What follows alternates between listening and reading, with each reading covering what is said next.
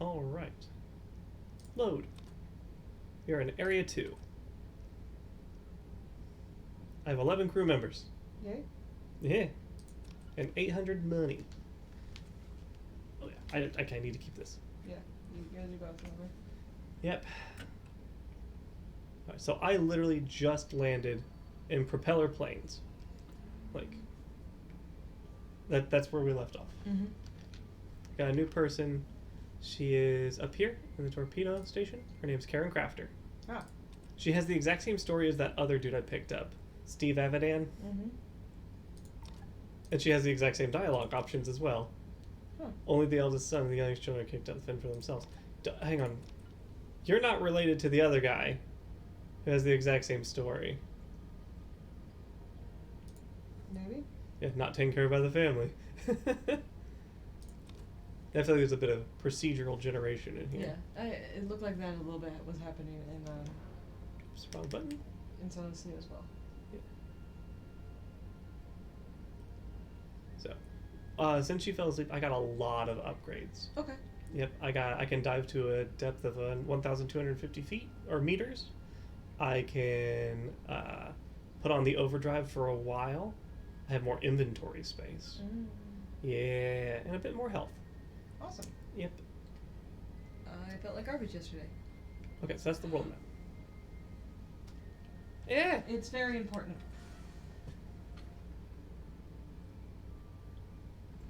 It is very important. Mo.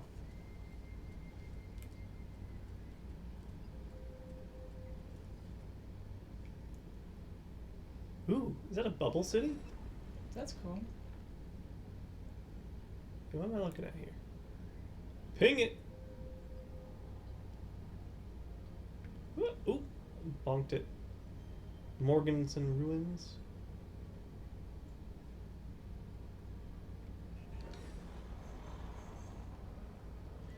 So I figured out what the symbol means. Okay, what's the symbol mean? So the symbol's on the side of the thing. The one that looks like a speaker is actually just, it's a door. Oh. So it's something you can explore. Okay. Apparently I'm caught in a fucking turbulent thing. Okay, because it's shaking pretty hard.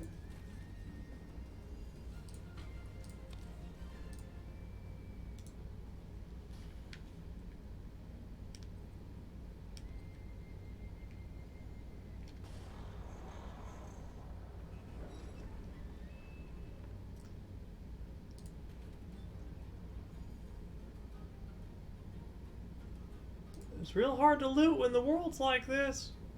Just get real disoriented.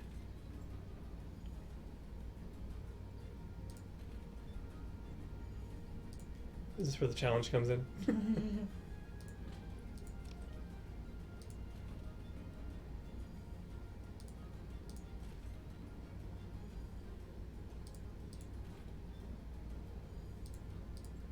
Looks like there's nothing in there. All the way back. Barrel. Hey, you're a person. Guild Chaser. You're not very good. What's your cost? What's your price? I can afford you, but I have to invest a lot of crap in you, so I won't. Have fun in this sinking ship. Sorry. Sucks to suck, son. Bye. Looting you. I do feel a little bad, but also I don't.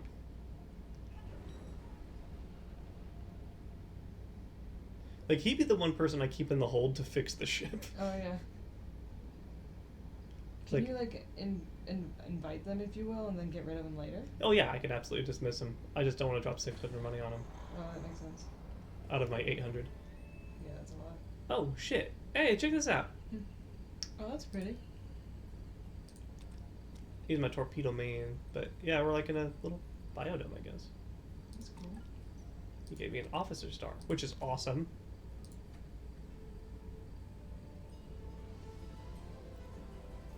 Yeah, maybe I should have hired that guy just as a... You're like, I regret this now. I'm replacing the intern.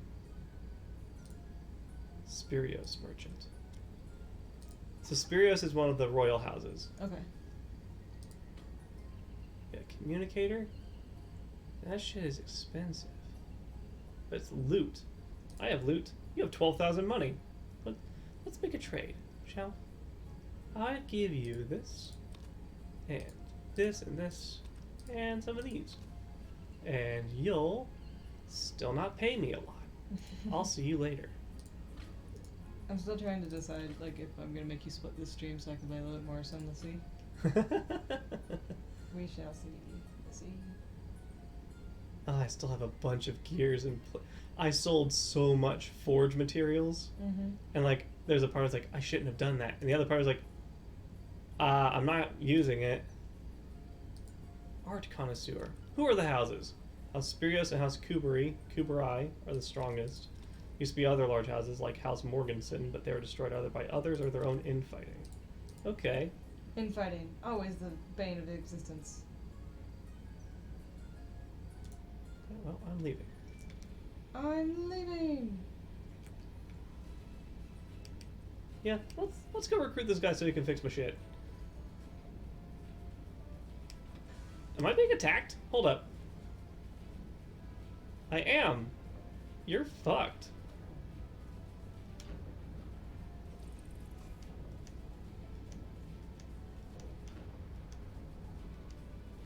What?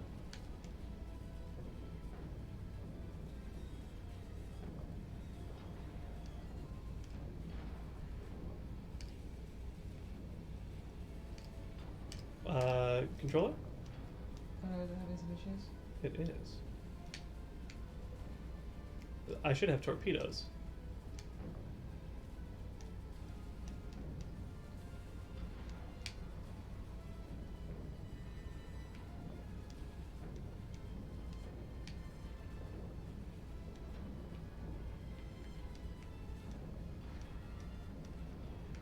Jesus Christ, I might just die. Oh no, what happens if you die? I don't know. I don't like it. You're like, I haven't done it yet, Jinx. I have yet to die.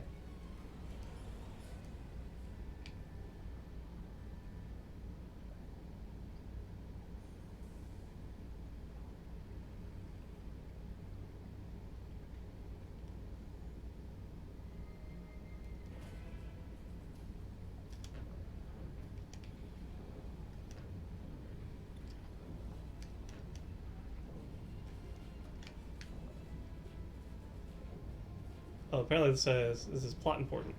Oh. Because they're yelling or something? It's got a compass on it. Where the hell are my torpedoes?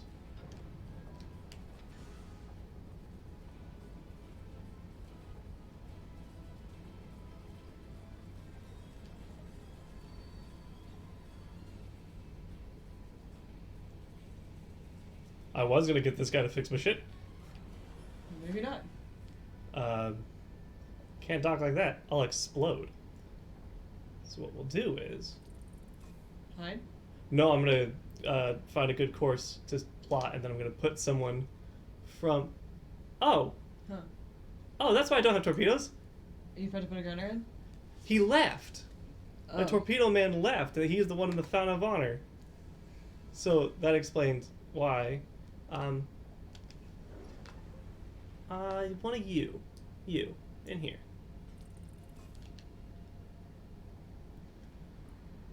You're like, where the fuck is my gunner? Why can't I use torpedoes? You don't have a guy in charge of that.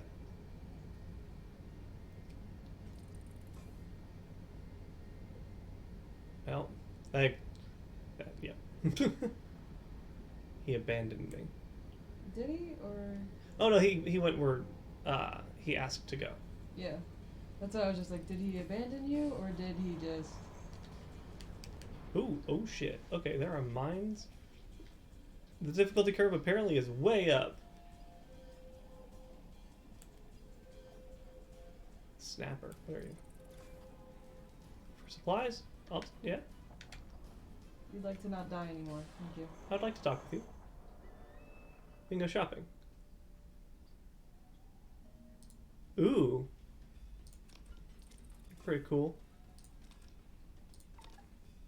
I can't afford you. Am I getting shot still? Yes.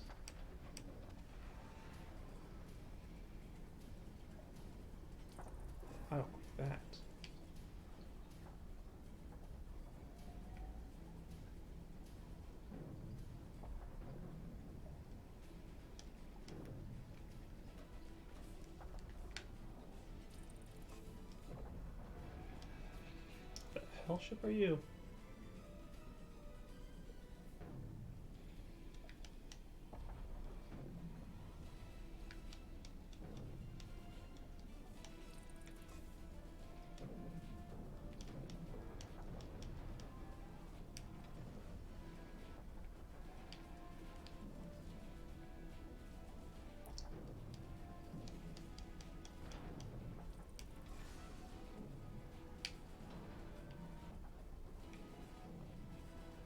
These guys really want to fight. I don't like that. I don't like that at all.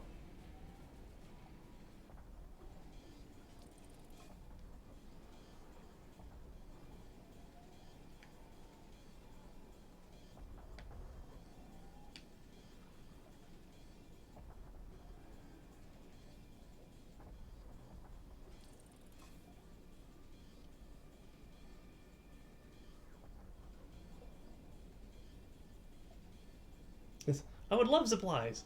Oh, we're being attacked. How are you chill? We're dying. Do you mind explaining how you're chill?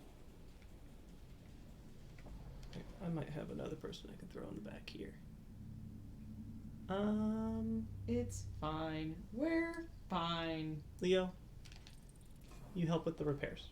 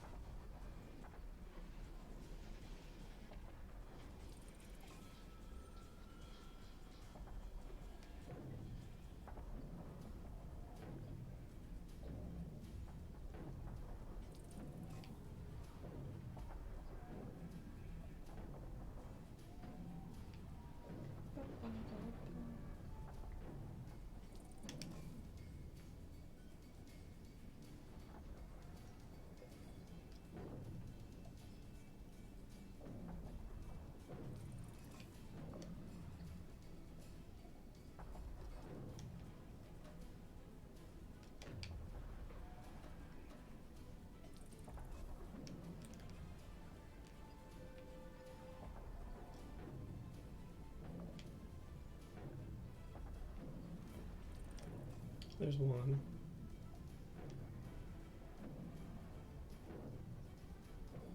It's a flappy boat. Flappy. Did it explode as well?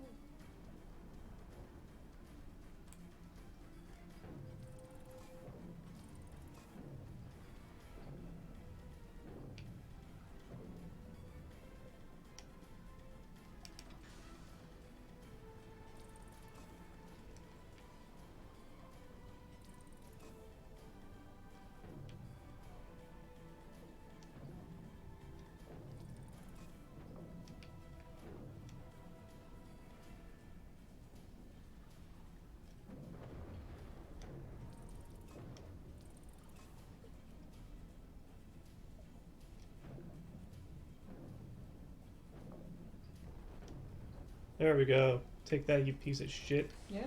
Yeah.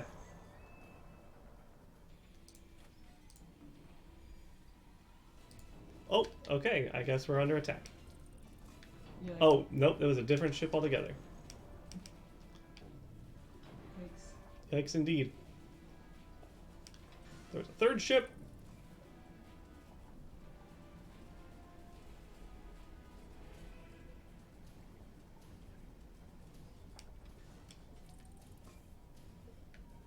Where's the...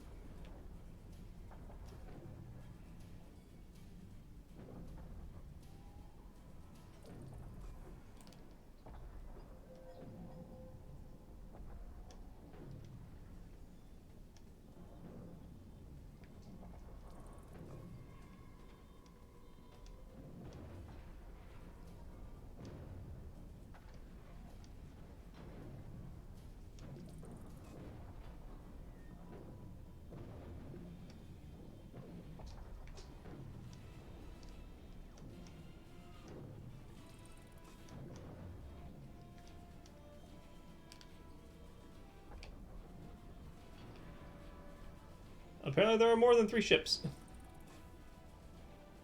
That sucks. It's pretty not fun. And they're made for much more fighting than me.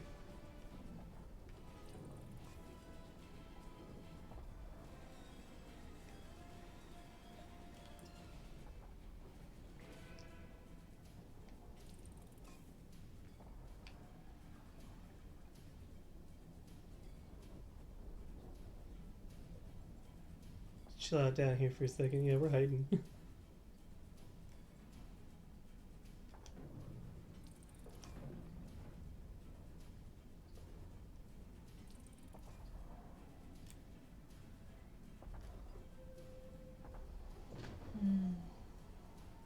Are you fixing yourself? Is that why you're hiding down there? Mm-hmm. Okay.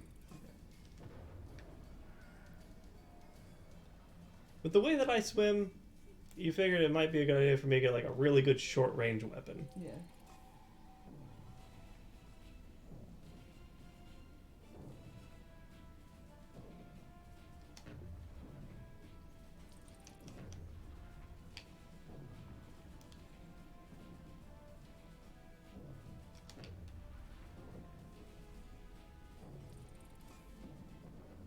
Oh, nope.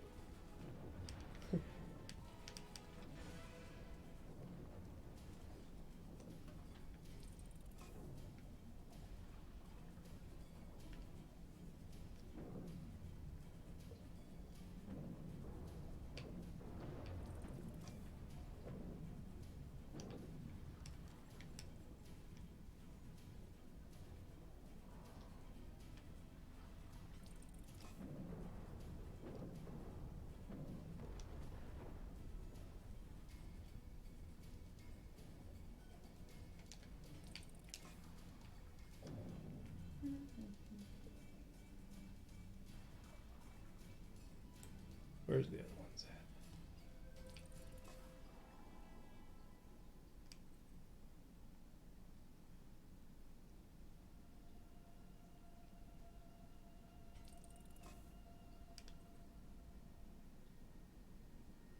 Ain't no way we're fucking out of here yet.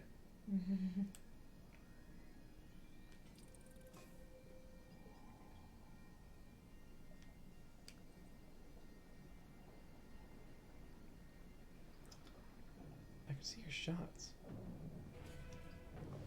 Music can tell me you're here.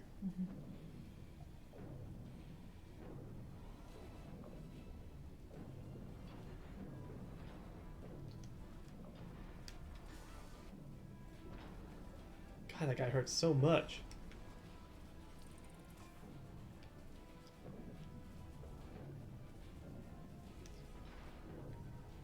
So one more shot. One more shot. One more connection. There we go. Oh, okay. And in your last act of defiance.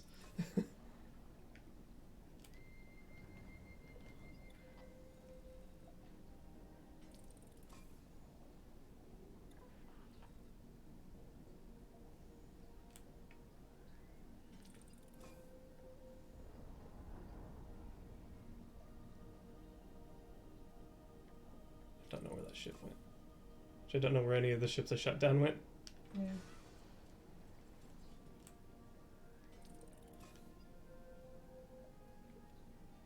Because I play Dungeons and Dragons, I like to loot the bodies.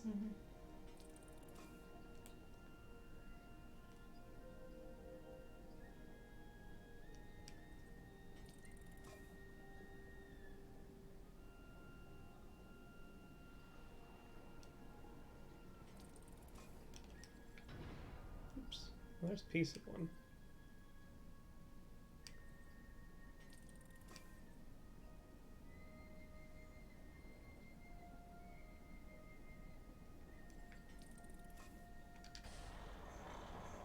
Now we can talk.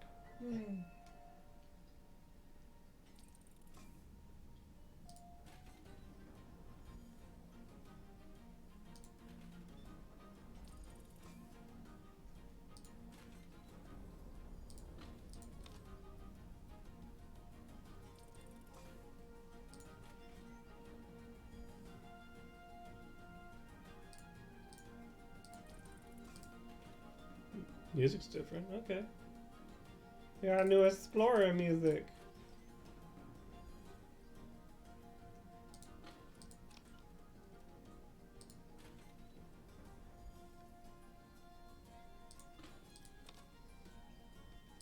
But it sounds like I need to make 4,000 money so I can hire that person to be a gunner. Angry Crab level 3? Oh boy. Be smart.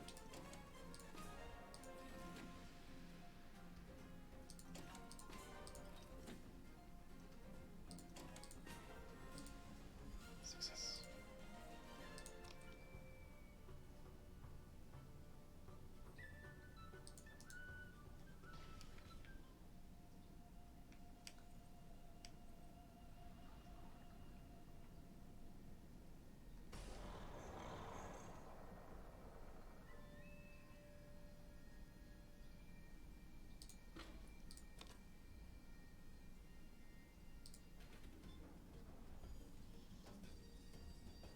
Oh, this is a weird room. The door's a weird door.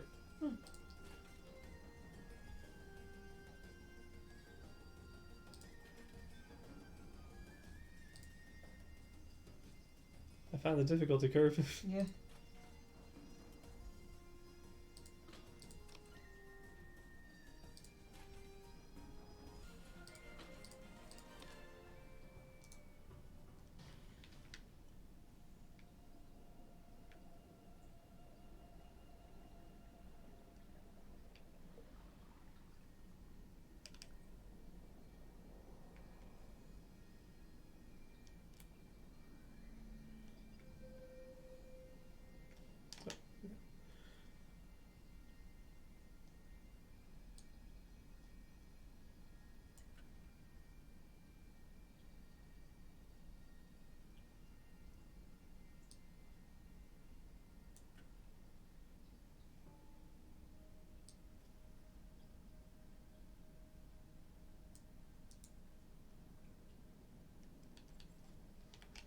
So I need to talk to Cat. Cat, where are you? There.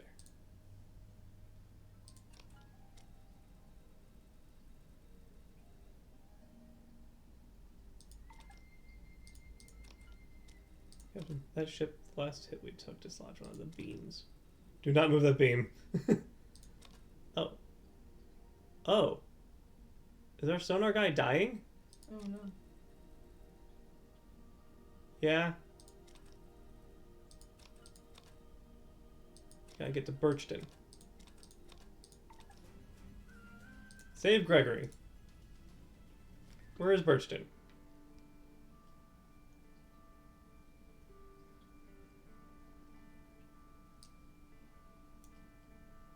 Birchton. So I need to turn around.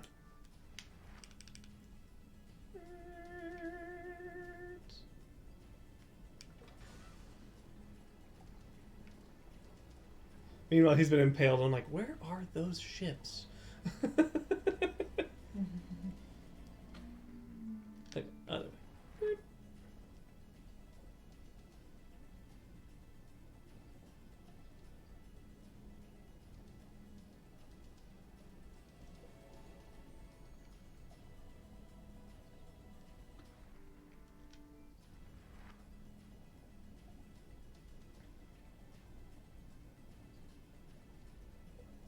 Well, Jared's being cute. Yeah. Yeah, he's just sleeping. Mm. He's cute when he sleeps.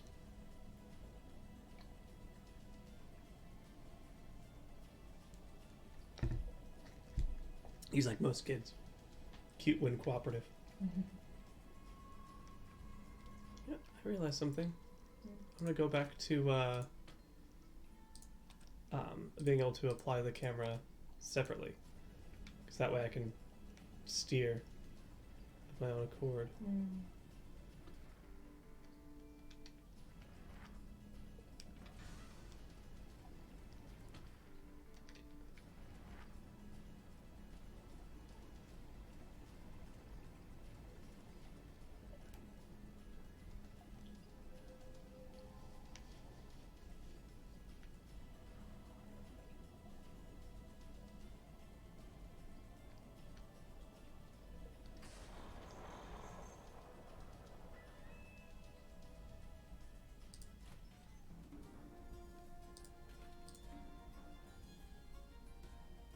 Tiffany have it, Ann.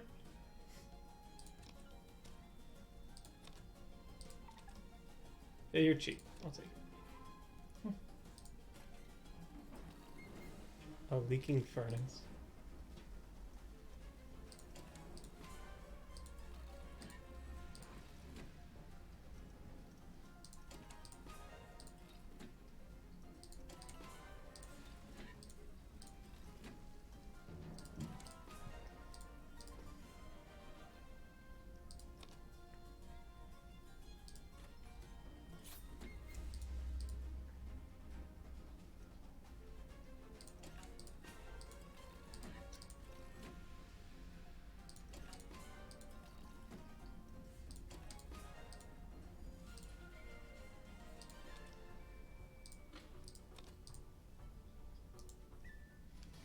What fun.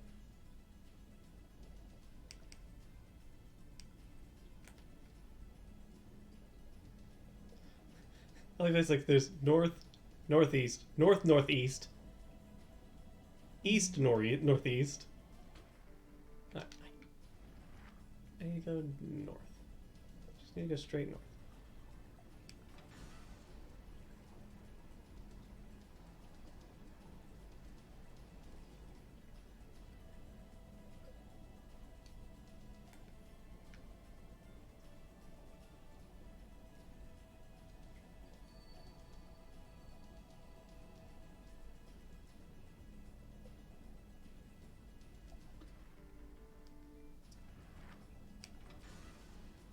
We're on our way!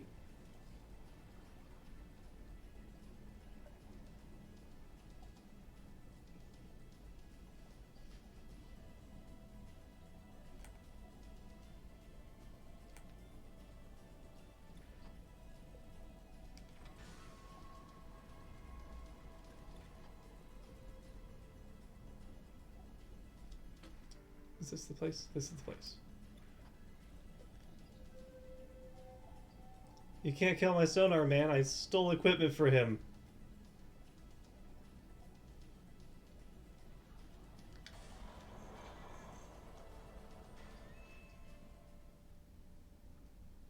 Panic citizen. A ghost ship? Oh shit, there's ghost ships. Yeah? A submarine that we haven't seen. Let's find out.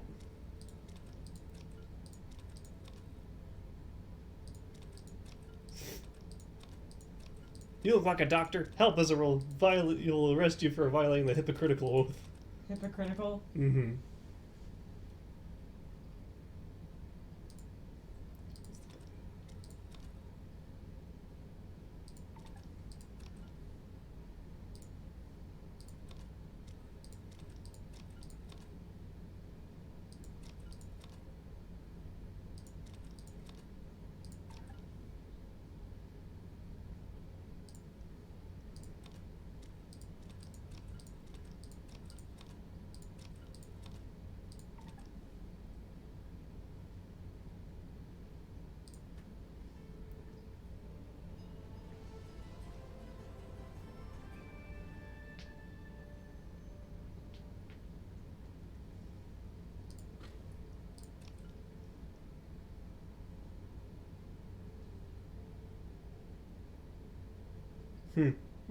They forced us from our homes, destroyed our fields, and slaughtered our people. And now they wonder why their crops refuse to grow as tall and as bountiful as they did under our care.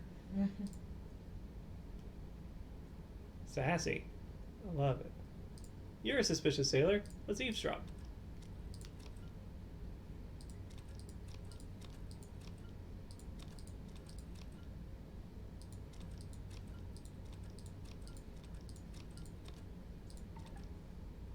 You're suspicious. Anyone who says, "Let me get you another drink," is suspicious. Can't label Gregory's in critical condition. That makes sense.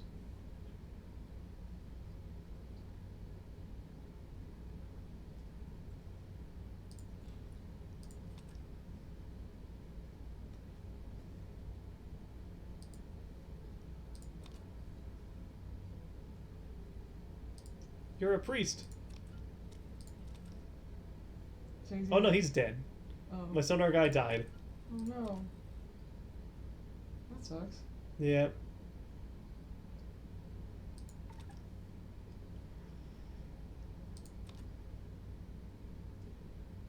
Shopkeep. Where did my guy die? New skeleton. For it. Dude, it's not the time.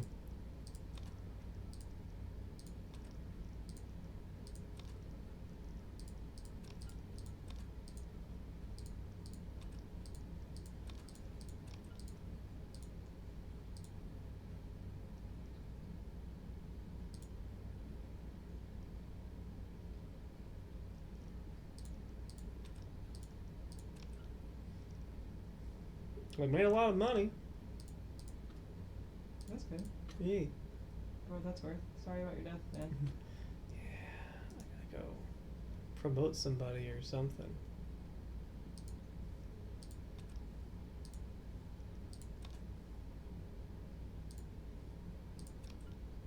Oh, you're a forger. Yeah, I don't need forging. I need a fucking sonar man. Cat is drunk.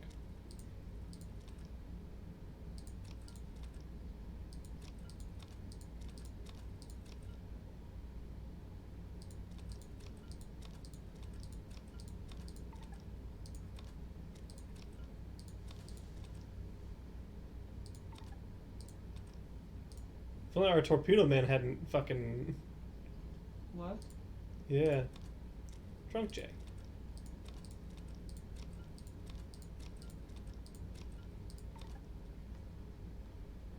What is this Morgan's tier?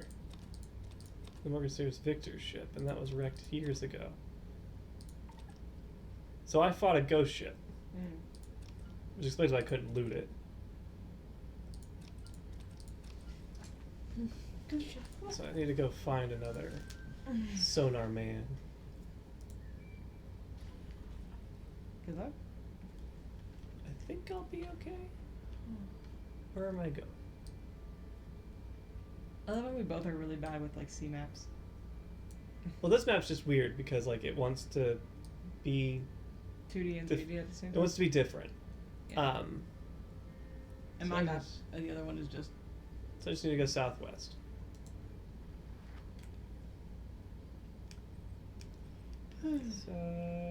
Southwest. So you don't have anyone doing Sony? Nope. No pings then?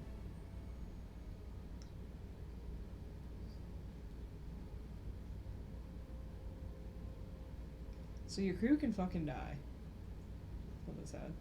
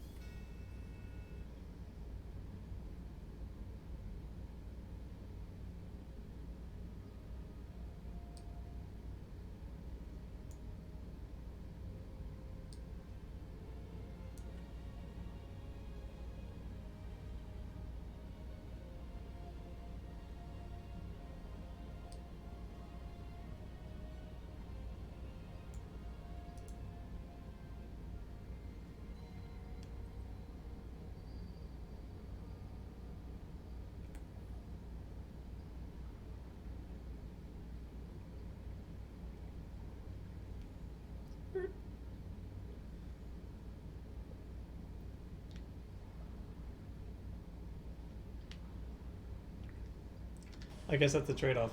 When I take it off arcade, the controls are really touchy.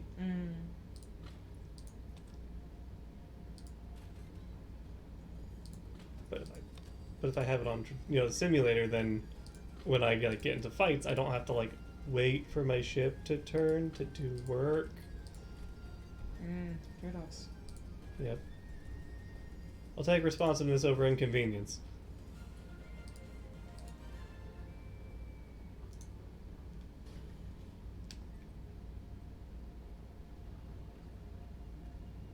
Excuse me?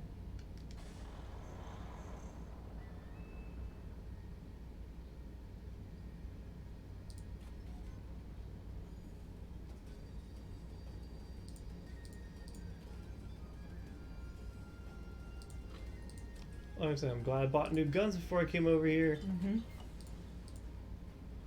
Steve, get him! He's drunk!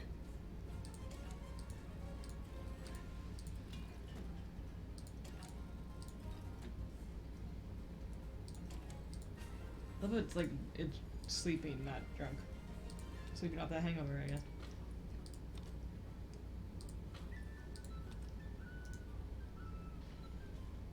Oh, that's funny. What's that? You were anchored to the bottom of it, but you popped out of the top.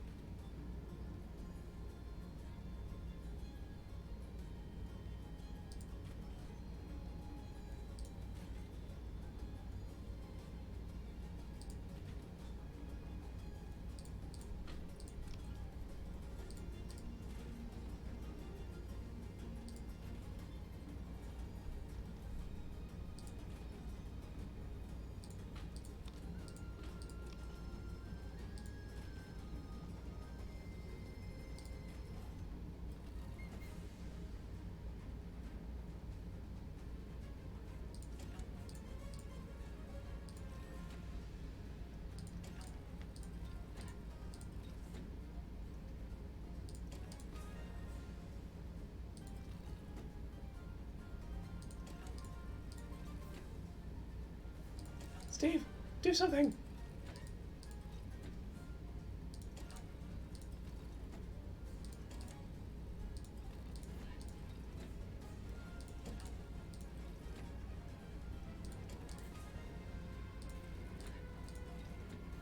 My periscope mirrors were stolen. How do you what? Oh wait. For some reason, I thought that was like your side mirrors, like from the car. I was like, how exactly did they just like run while you were fighting and take them off? But then I realized that like it's in your pocket. Man, this bitch is stealing all my stuff. You're not getting any of it back either. This did I win? Oh, I got different stuff back. I don't know if that's Somebody better. else has stolen shit. It's mine now.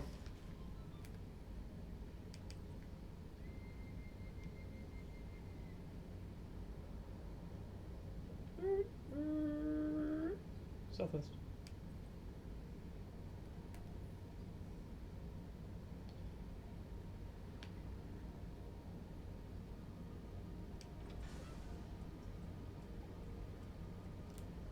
Well, I'm sonar. Ah, dip.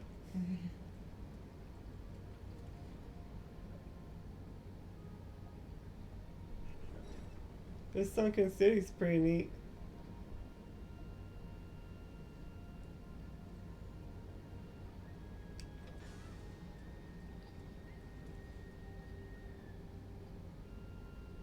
That's a lot of mines. Hmm.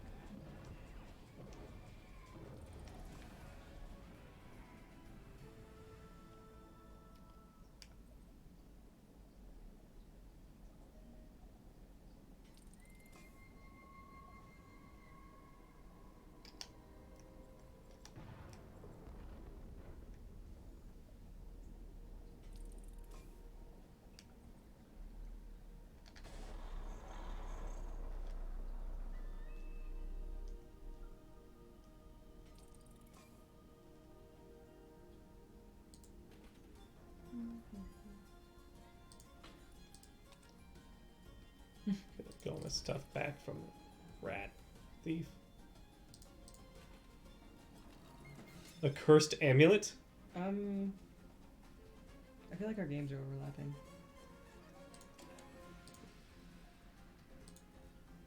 Oh, you're fighting it. Okay. I'm fighting a cursed amulet. I misunderstood. That's funny.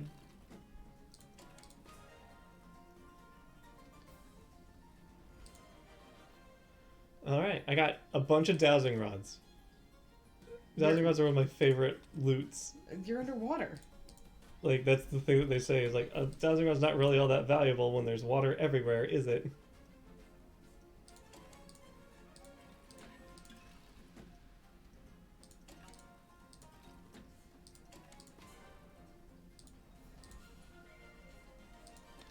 Yeah, food.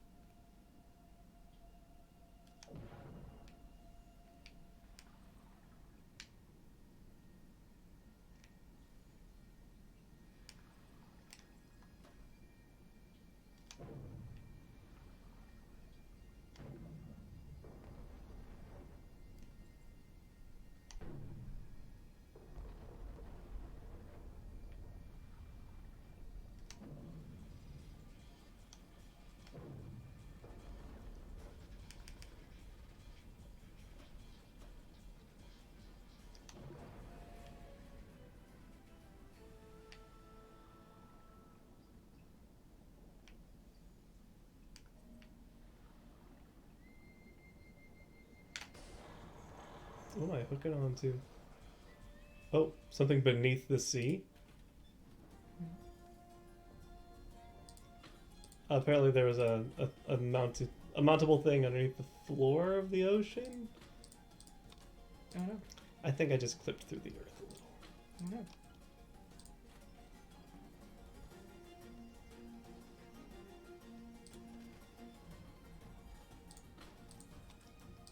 But this place is filled with loot.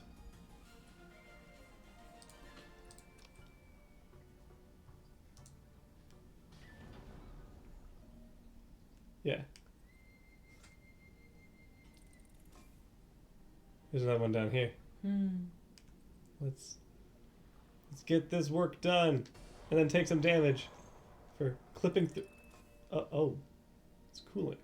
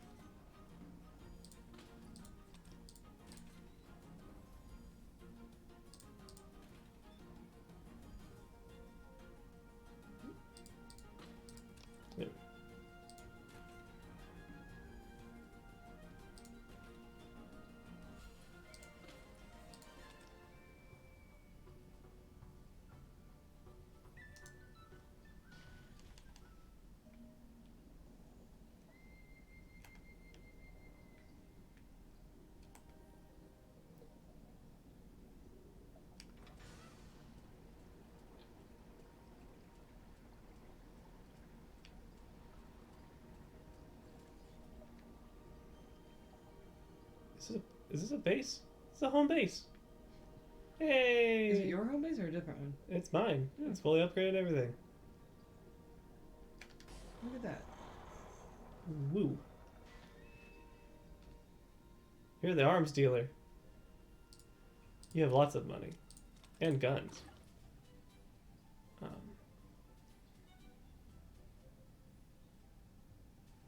Let's see how much I can sell.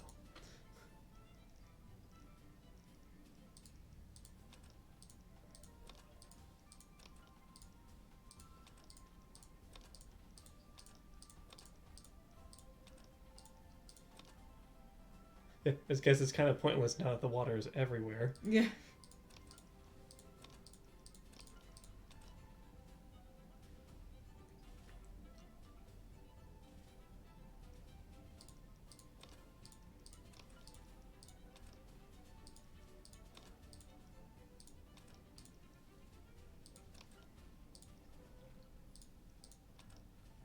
Turmeric. I'll hang on to that. Well, I can buy a gun and a crew member.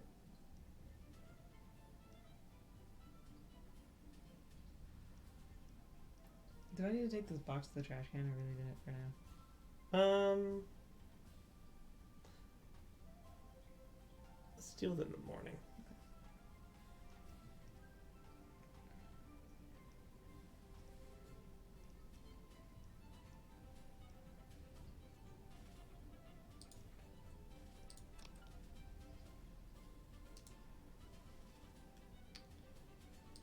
Supply merchant.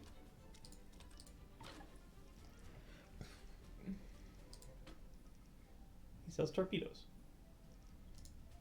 Not that I can use them.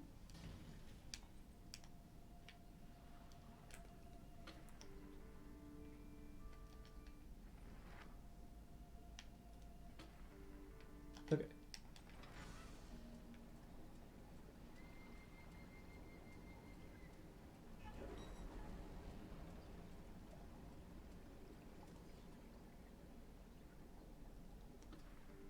Okay, we're heading straight on.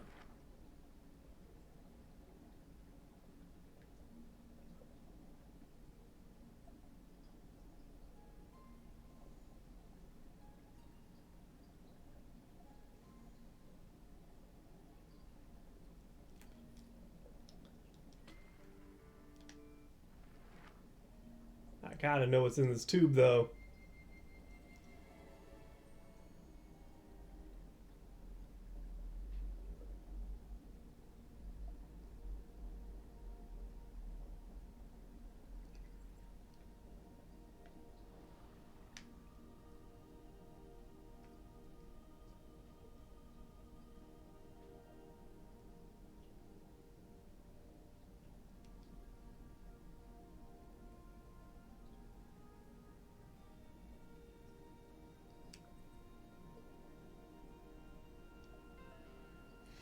There it is, Every night.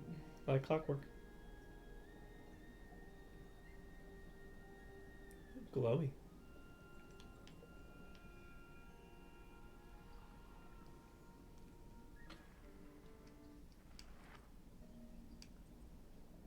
Hey, not to be distracting, but look at this baby. Oh, the baby. It's baby Nancy. One day, I will hug a manatee, and I know I might go to jail for it. You won't go to It'll jail. be They won't worth it. enforce that.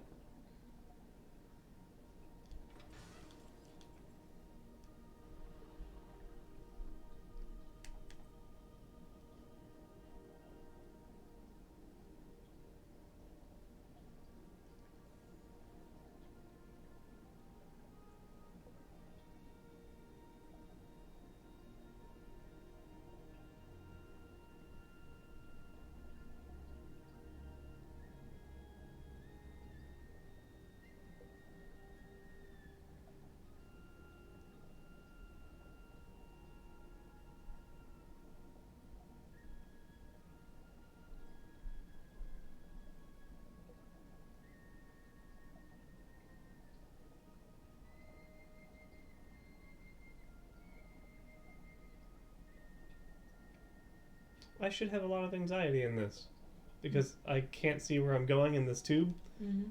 and there's no real guide points. I'm not clearly sure I need to be in here. Mm. And now it's like, well, how do you get out? I don't know. So it should be absolutely just filled with anxiety. And I was like, I'll figure it out.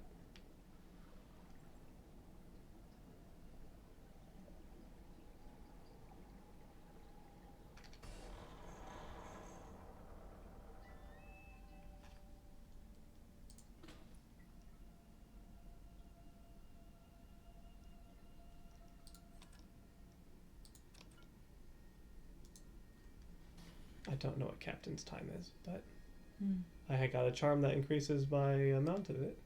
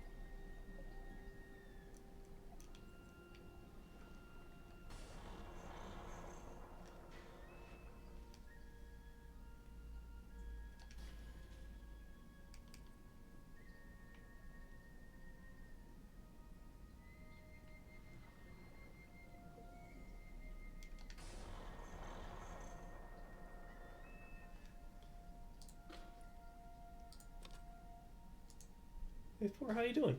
I'm lost.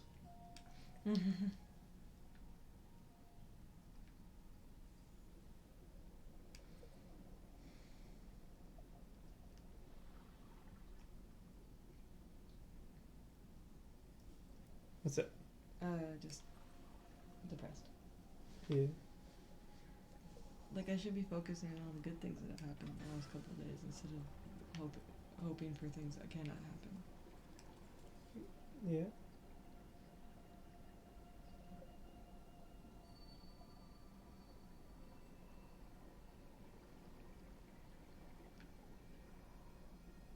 It's kind of spooky. It is.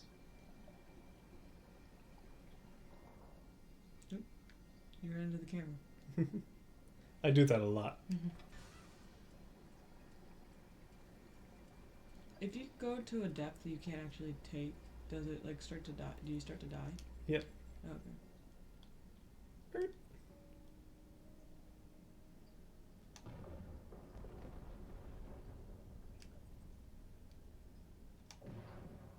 Do you only have so many missiles? Like ammo? Mm-hmm. Yes. Are you fighting something or just filling up mines? I think there's a torpedo right there. I can't be for absolute certain. 'Cause I don't have... Okay, there is a torpedo there. Am I doing damage? Yes, I am.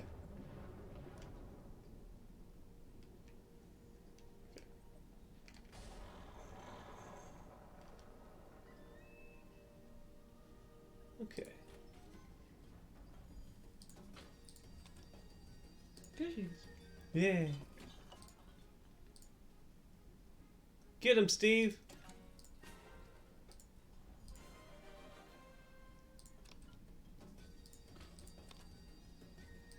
More bones! There we go. It's fascinating to me that you find these things filled with gold and you're like, I need this piece of wire and a bone. Right. Level 4 sleeping pirate. Let's kick his ass. Yeah. Be smart. Oh no. Oh no, Steve!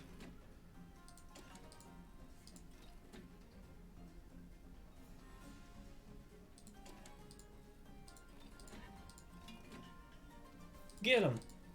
What? You, get him! You! Oh my god. Am I gonna get defeated by a sleeping pirate? Just need to hit him one more time. Kelly's out! Just need to hit him one more time. There Okay, he is. thank god. Oh, What a fighter. I know there's a shiny in here. There's a door. Like treasure chest, treasure chest. No, there's nothing in this room. Fuck. do you need to heal people? Nope. They just leave the boarding. They're like, boy! I've got to tactily retreat. Okay. Oop, that's a wall. Okay. You need to find a sonar guy. Yeah, I need to get out of this tunnel. My brain was like, there's a sonar guy guild in this tunnel, yeah? No. False. Let's go slow. Is this a tube? Nope. Like the water got brighter, so my brain was like, yes, this is the way out. It is not the way out. So I was like, where's the way out? Does your map say? Apparently I'm just like underneath everything. Well, you're back in the sunken coast, which is good news. Yeah. Because you were in the Morganson ruins. Oh, thank God. Out. Does it hurt to run into the walls? If I do it fast enough. So where am I? I literally went from like around there. Yeah. Sorry. Around there and back over here. Just through tunnels. Yeah. Holy shit, I do not like that. Like, never going in a tunnel again. Not without sonar.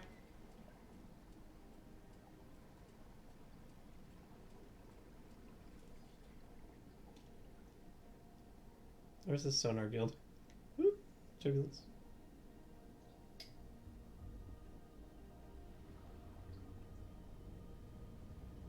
What are you? Oh yeah, you're a coolant thing. That's fine. We're close. We're getting close. This looks like a sonar thing. Looks like something. Did you like look up a sonar guild or did it just? The guy told me. It's like, you gotta go over here if we want a new sonar guy. Okay. Sorry, Greg. Thank you for your service. You did great. Ping in the sea. Bonk. Bonk.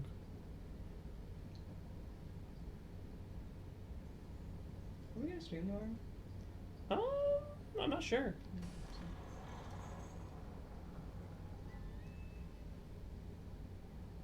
Man, this room never has anything. This room is the exact same room with nothing in it. I was hoping for a third room that exact same with nothing in it. Right? Pull the joke on old Fort. Nope, you're not a thing.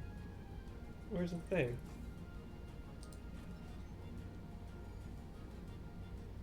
You're a thing. Full of books. Oh shit. Oh wow, I guess my guys are out. Like, out. Oh good. Well, you need to check on your hooks then, right? Steve, get back in there. You too, Kelly. Oh, I just get everybody in here. Hell yeah. Everybody in there.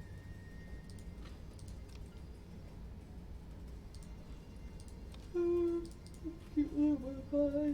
I keep thinking of a hood. Well, Fort and I are wearing holiday sweaters. Though Fort's is just his general winter sweater. My European sweater that I wear on holidays. And I'm wearing a hedgehog sweater. Which you probably cannot see. Actually, they can. A level 5 rat? Holy shit, let's go. You're gonna die. Uh-oh. You're like, thanks, Jinx. We're all gonna die! Fuck!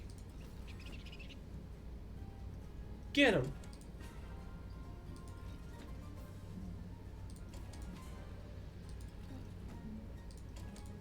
Yeah!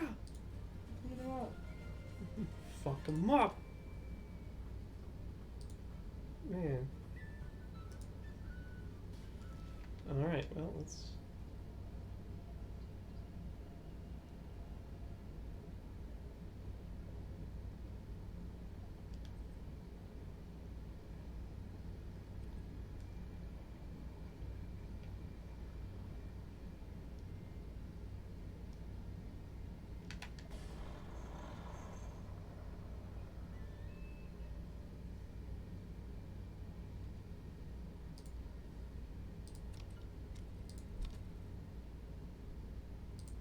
Morgan Tear's on the hunt.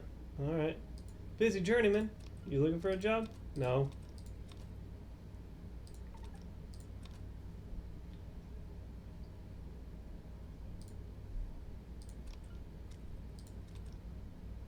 I am Master Farsteer.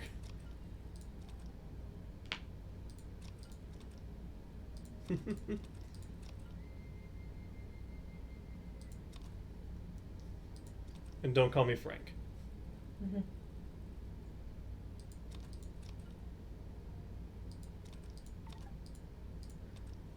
You look important. Oh, Allison. She's a bitch boss. Is she?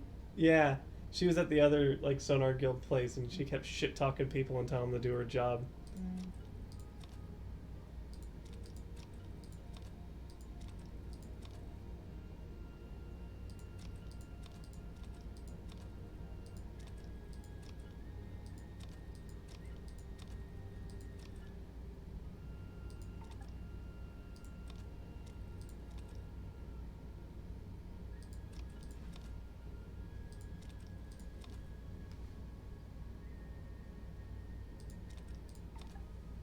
She's free!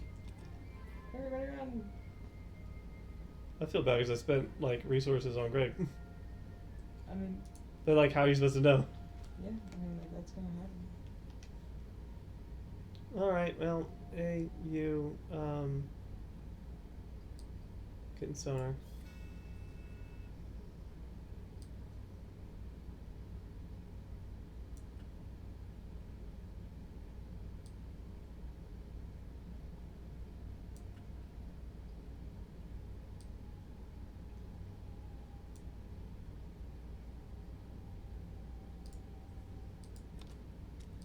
Yeah, the score is our goal, Captain. We're going to the abyss.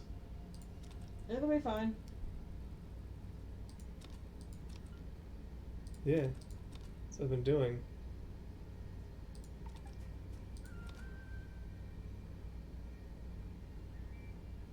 So who's in here? You're in here, but you don't need to be in here. You need to be in here because you make our ship better. You increase the sonar range, so you need to be in there. And I need a torpedo boy.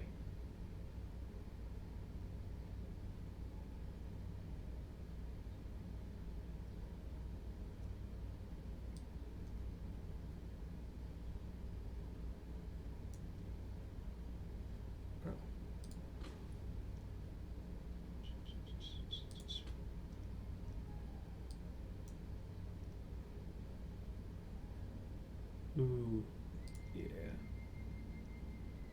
You need one. And then Jay, you need one. Yeah.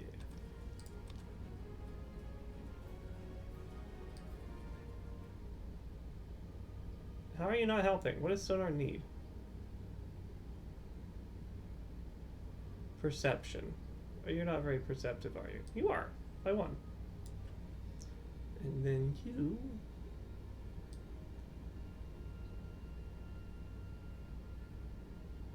Yeah. Alright. Cool beans. This seems sufficient. And then we got a chef, we got an intern. It's fine. It's fine! Actually, I need to find out where that one ship was with the lady for 4,000. Do you remember? It was by the Fountain of Honor. So.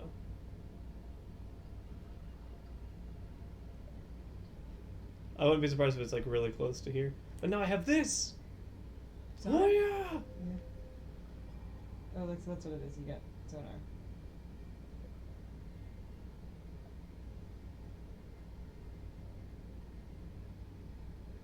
So that's the Fountain of Honor right there. Okay, alright. So what I'm learning is that I was really close to all the things I needed for plot, and then I kept moving. Hold up, back up. And because you kept moving. To evade getting shot at, I had to move a lot. I hope nobody's living in there, because shit's about to get noisy. Come on, shoot it. Just blow up. Do it. Come on. Explode. Thank you.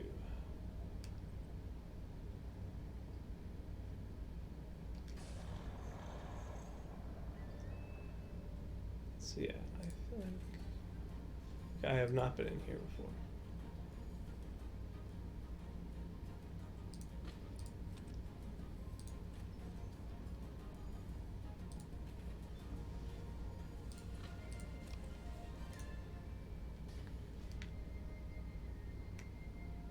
That looks like a ship I exploded.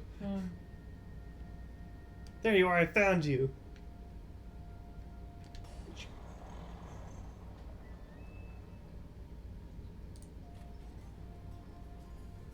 Or it's a ship the Morgan's tier exploded.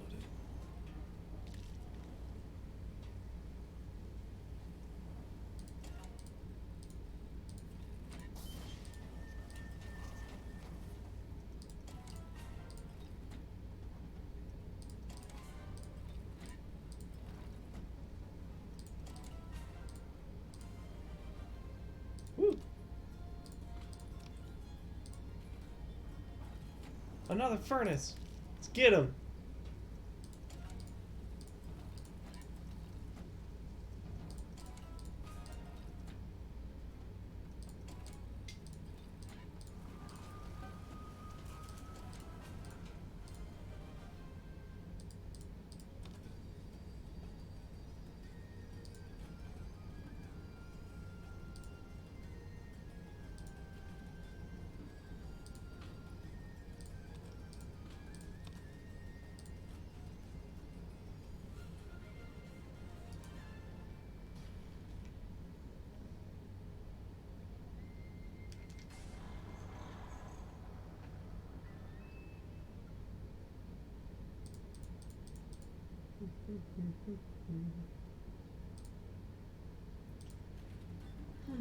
Anything good?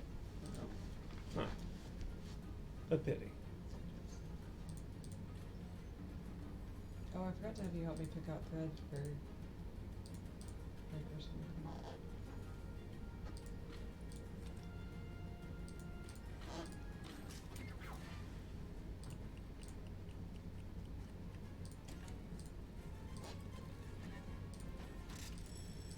Traffic in I don't like. And then things start ticking. Oh no. 2.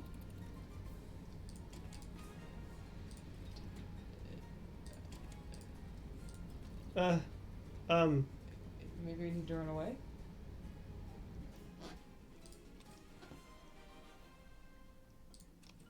Okay, cool. I successfully evaded. Okay, we're back. But it's still at 3, right? Maybe you have more time now?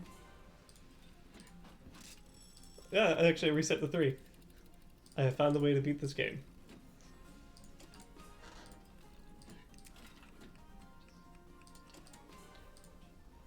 Woo!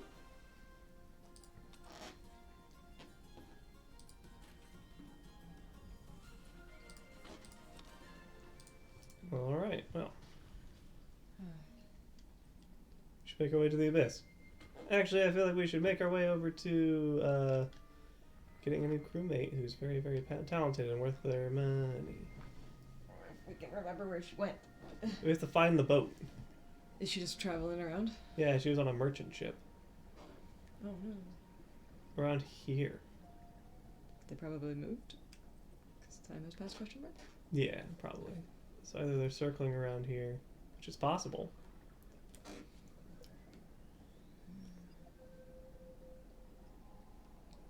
So I found some bad stuff over there.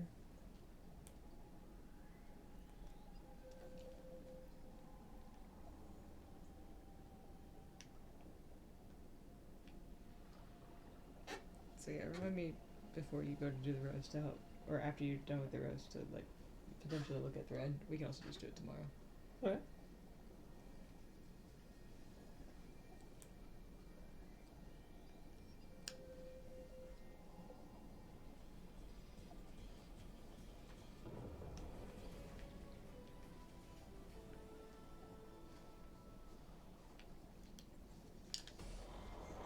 Excuse me, pardon me, excuse me. Well, okay. Guess if it works. We make this shoe fit.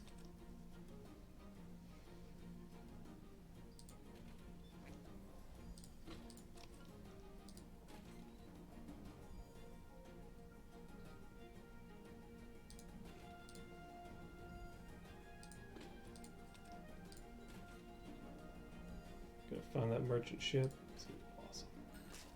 Uh-oh. Oh, another treasure trap? Yeah.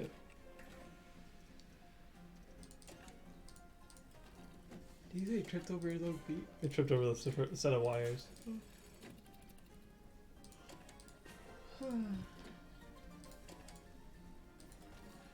Tiffany, what are you gonna do?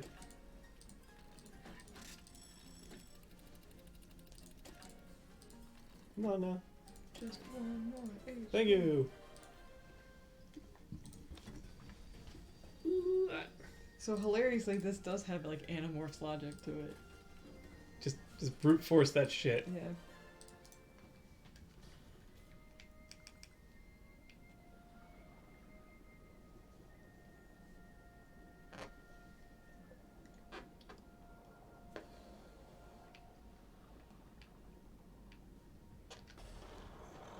It's red. How could it be bad? Ooh. Oh. Okay, so this thing's sizable. Can you only explore like part of it and come back later, maybe? Or can you explore any of it? There should be a door in here. There's a door.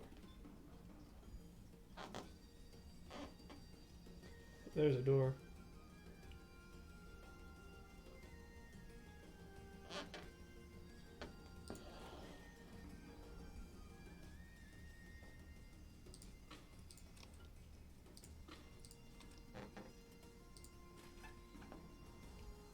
Next time we're out, I need to get a different gauge of wire for this, or not wire, but thread, because it's you can sort of see the difference in thickness, but like I definitely need thinner black thread.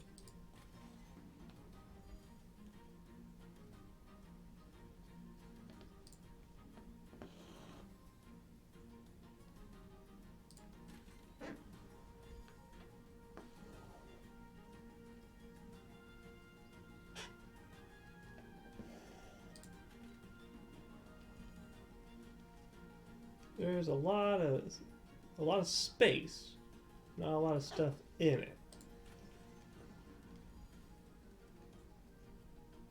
Maybe it used to be like There's an apartment building in here. I was gonna say, it looks like it used to be an apartment.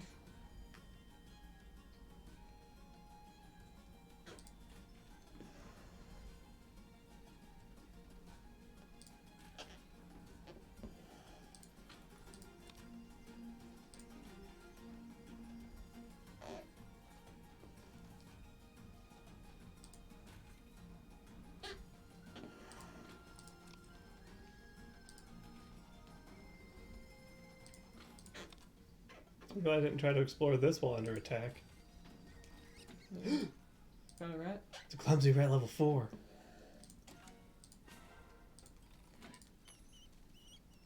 What's that noise?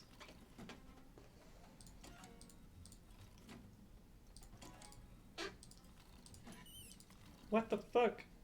Run away, rat! It's a rat. Kick its ass. We're having trouble, boss.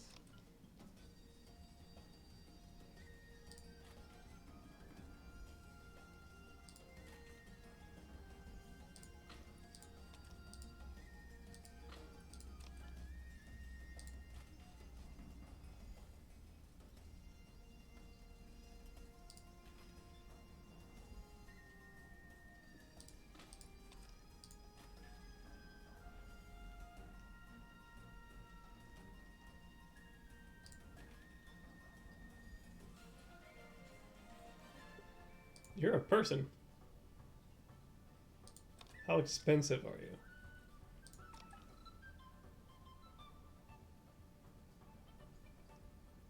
You'll do.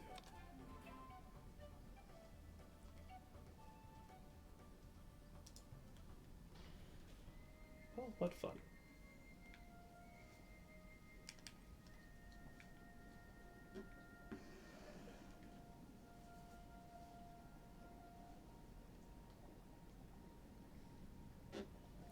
What's that? Hard to hear you over Sunken City.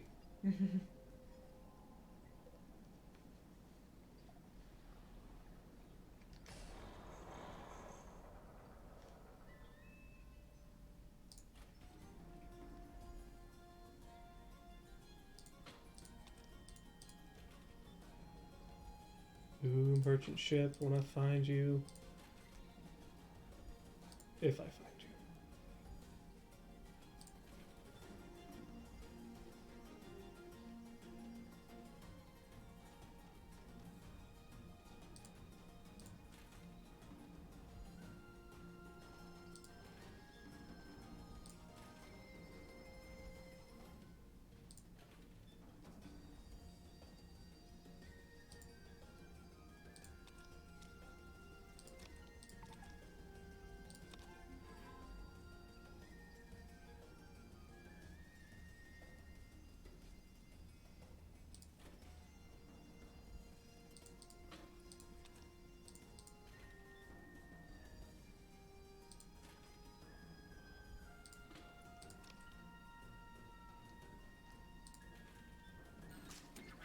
Oh shit.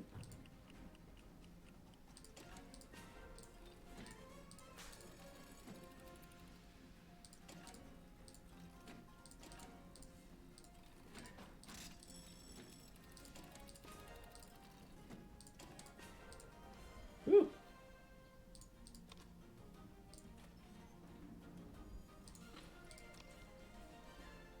All right.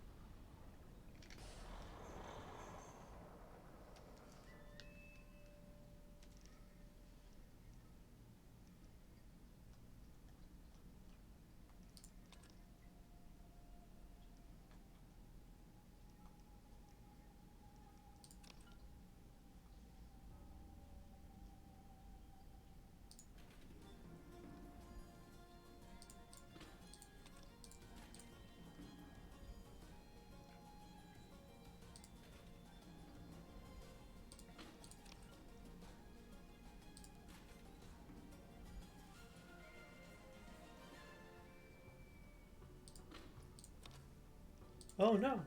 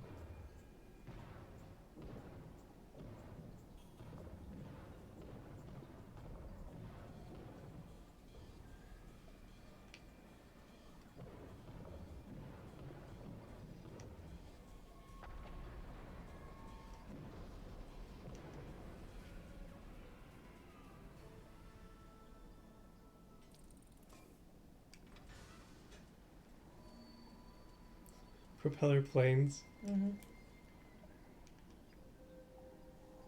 You. You're the merchant. I found you. You found it? Yay! Yeah, there you are. Wait, nope, you're someone else. There's John Avidan. It's pretty perceptive. Yeah, I want to sell all this stuff so I can hire all these people.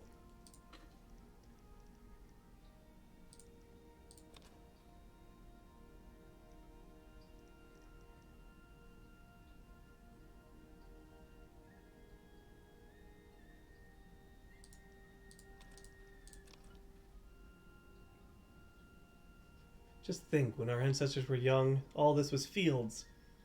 What's a field?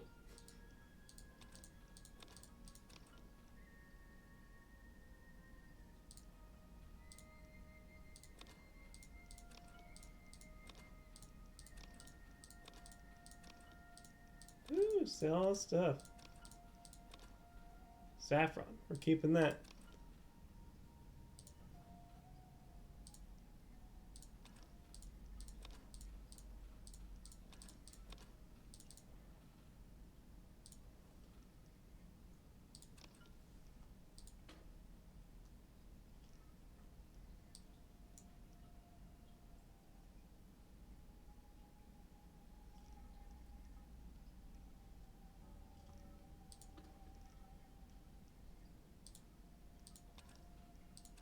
Oh, it's not my inventory. It's their inventory. They're out of space to buy things.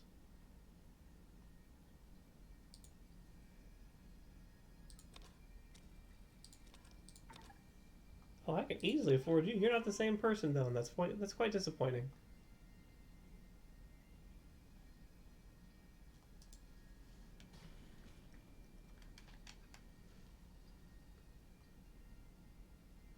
So you're like...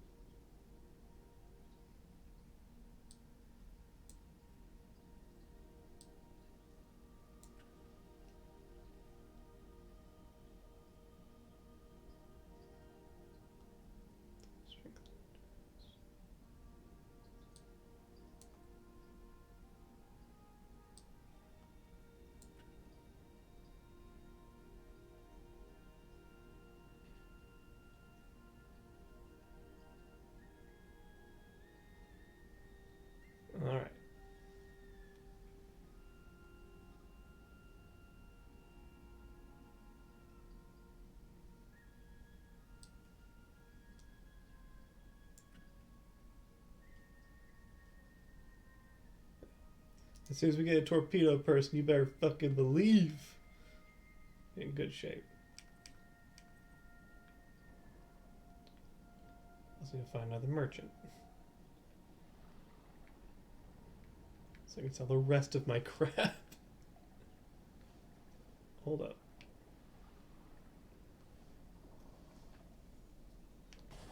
Can't help but feel like I've been here. Nope.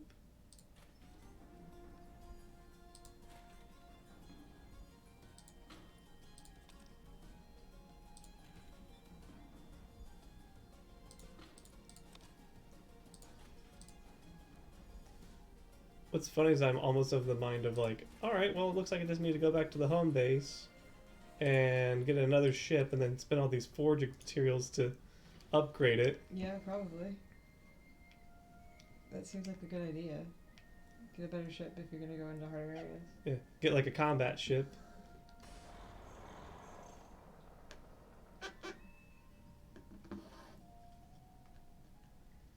This is my trusty dusty scavenger ship, and then it's like, well, scavenging's done.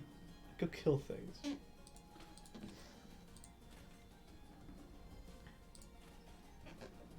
I'll put all the armor plate on that one.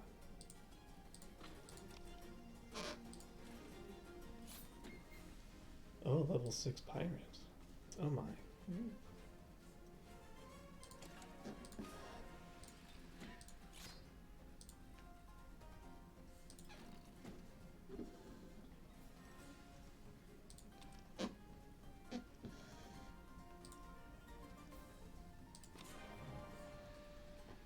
Someone uses a crowbar.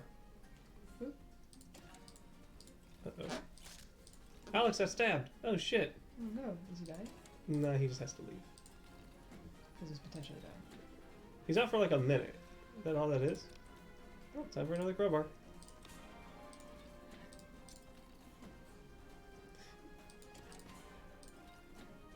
Alright, Steve, it's up to you. Use your intelligence. Alright. Cool.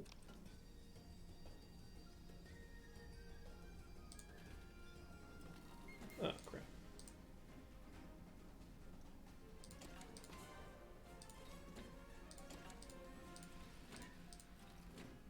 Repair kit was stolen. Kill her.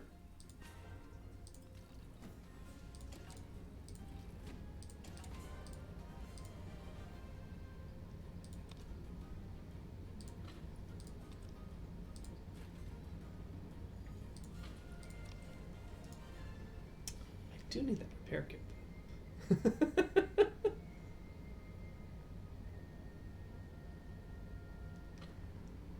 Okay.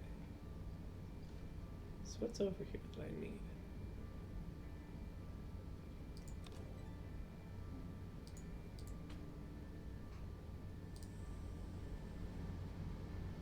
Oh.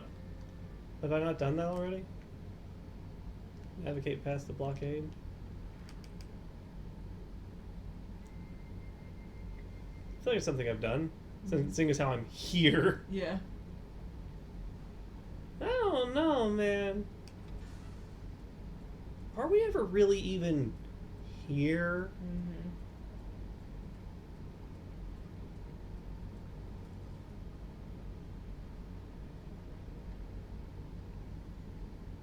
Man.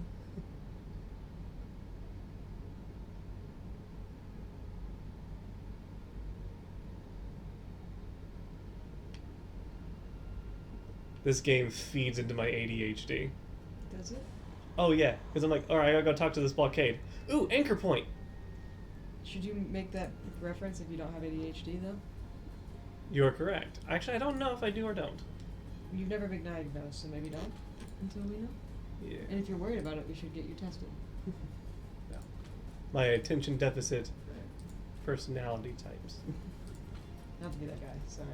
Oh no, it's fair to say.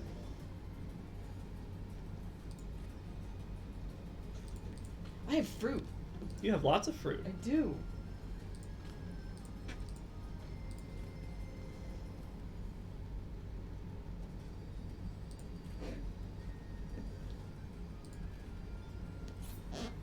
Oh shit.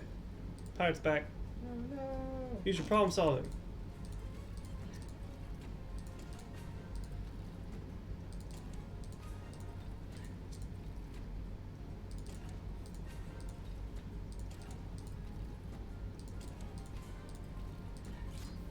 Steve is stabbed.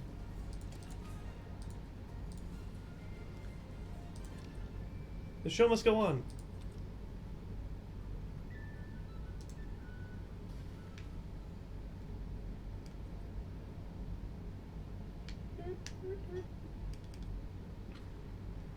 Wait, hang on, so I've passed it? Where the heck is this blockade? How good can a blockade be if I can't find it? We stop all ships who pass by. I've passed you like 8 times. Where are you?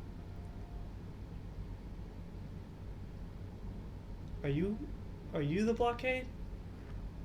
Right here?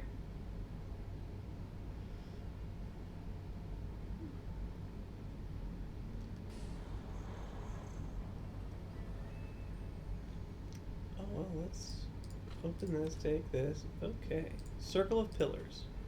Are we at Stonehenge? No. But it's like Stonehenge.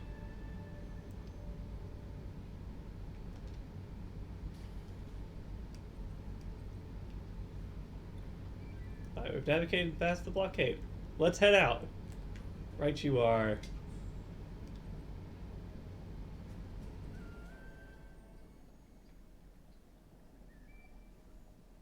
Wait, hang on.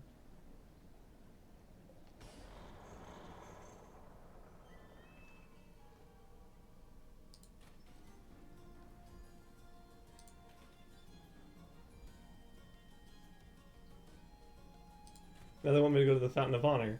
But I was there.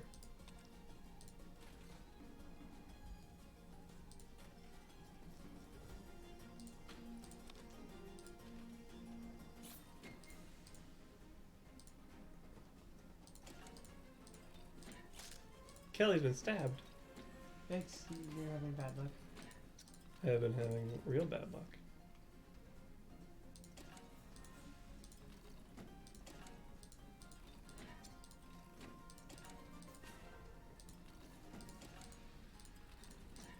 Leo, can you just take care of her? Thank you.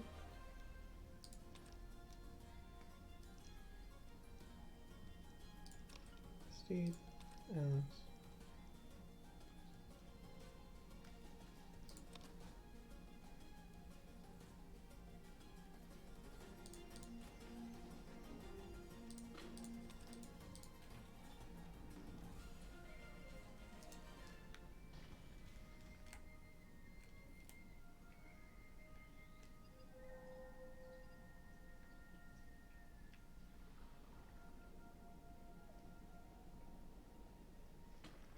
So now I get to go to the Fountain of Honor again.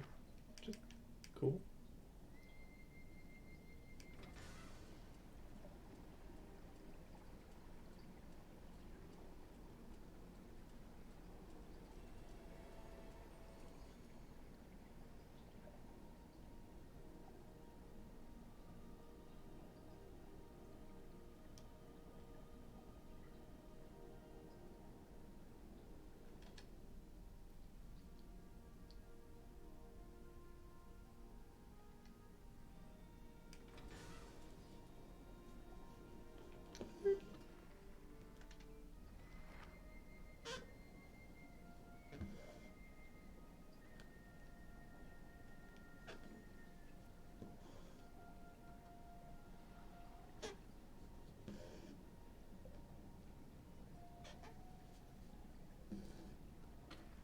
How open world is too open world? You can miss your checkpoint.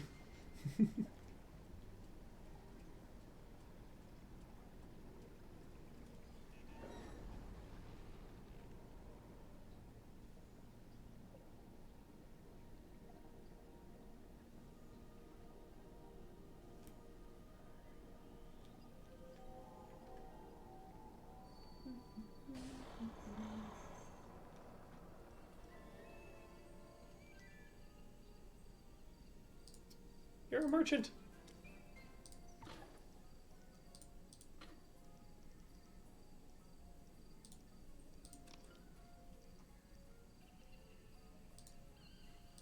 You found another merchant? Yeah. Do they have anybody you need? Or did you already replace? I gotta see if there is someone here that can replace my gunner.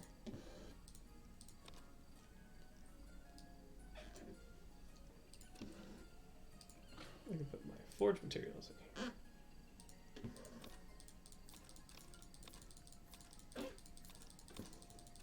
here. Yeah.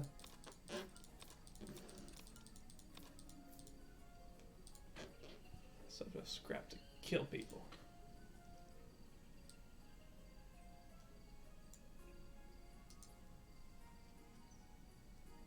Scruffy boy, what you got?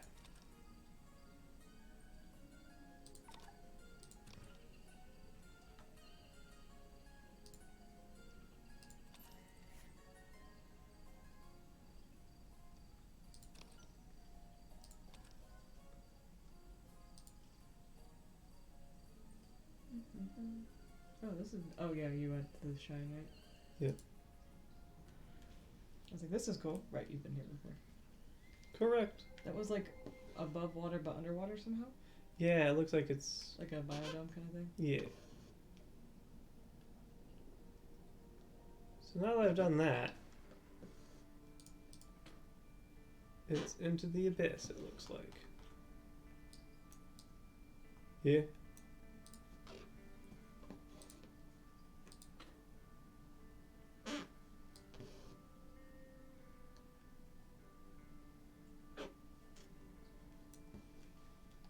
It's just going on. Oh well.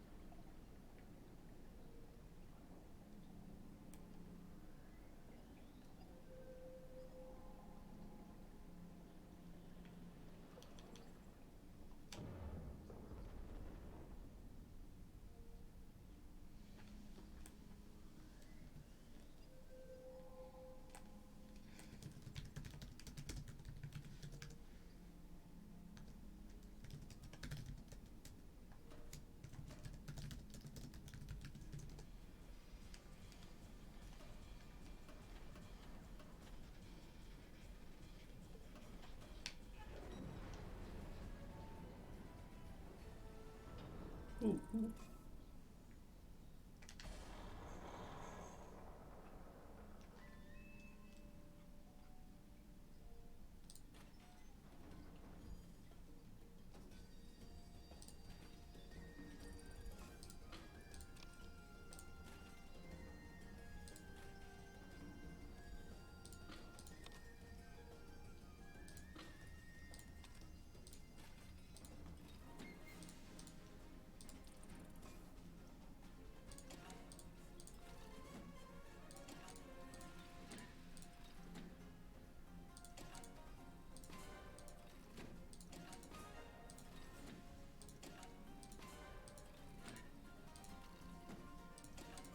Quit taking my booze.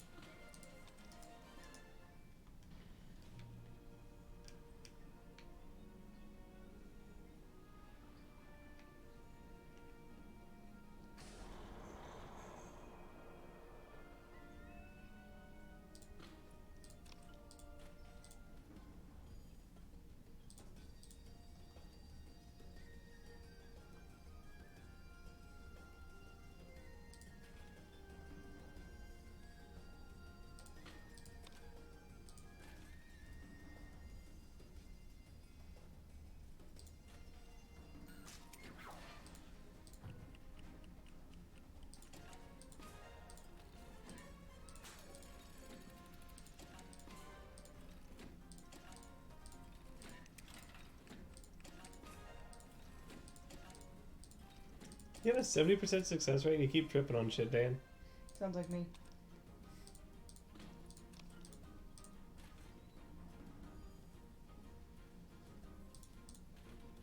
I have fruit, and I want fruit, but that requires getting up. Yeah. I am very lazy.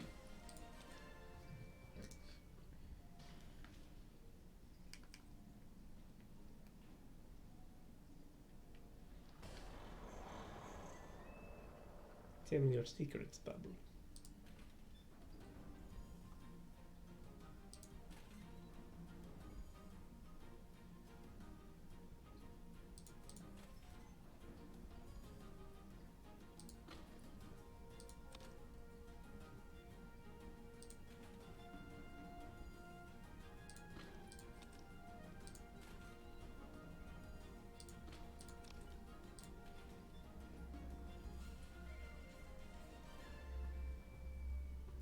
I've seen more saffron on the bottom of the sea than I have in real person in my entire life.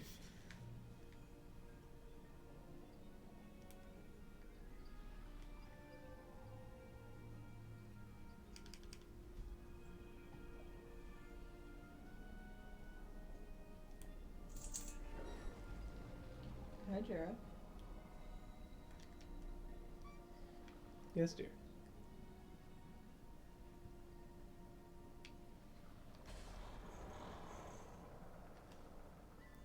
What haunts you, boy?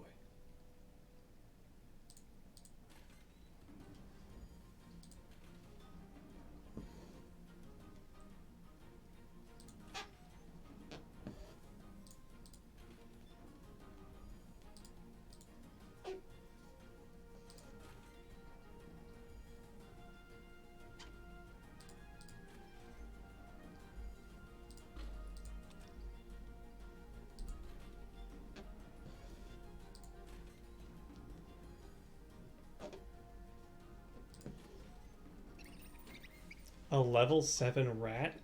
Oh no. Holy shit. I'm gonna kick your ass. Jera, you look like you don't want to be awake. Look at him for it. Yeah. So I'm utterly surprised by the fact that he insists.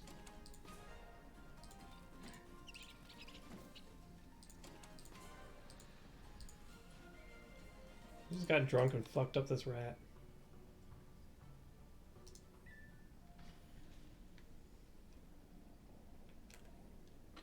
Let's see.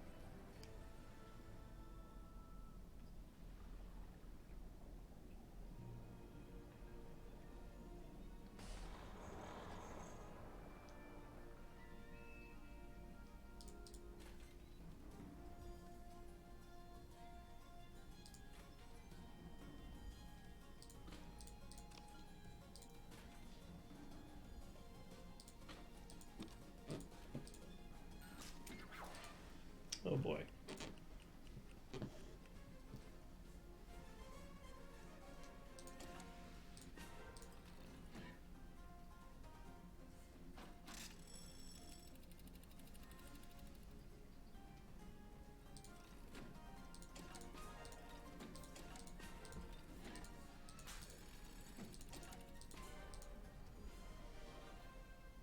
I don't give a fuck about Ryan Johnson. Get your phone.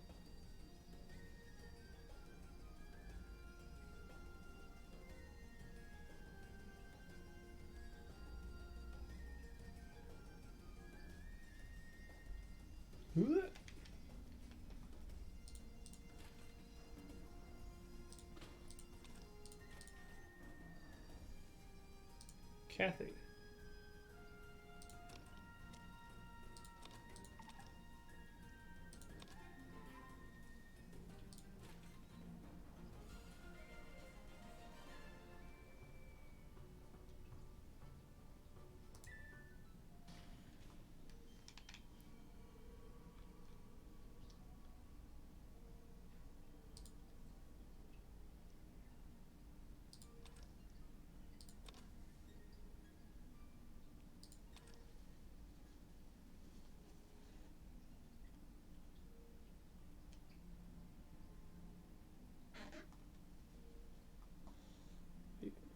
intelligence and perception. I think it's good for guns, right? Maybe, yeah. Perception and intelligence, yes.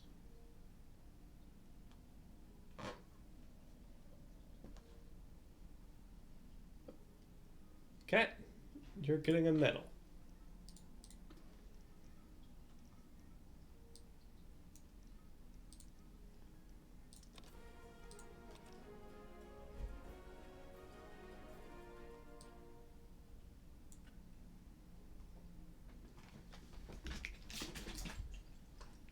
Can't believe you, Jura.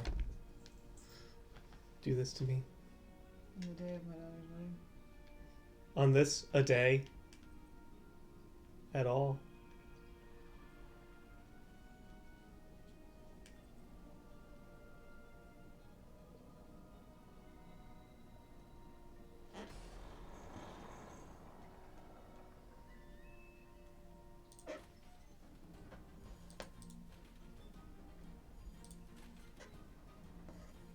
I am always amused by the series of rooms that are just the same room. Yeah.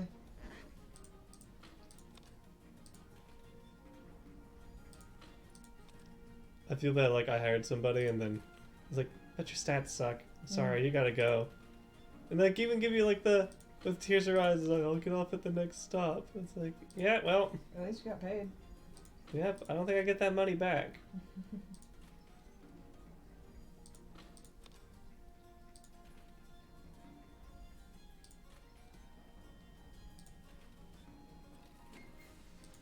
A level 7 thief. Oh boy.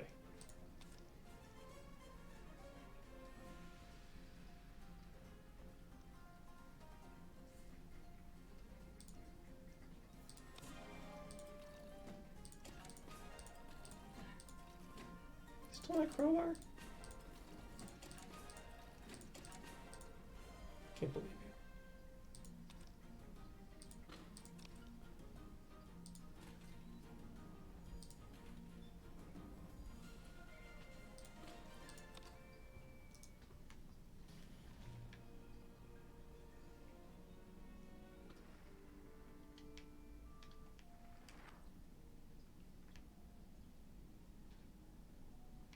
What is up there?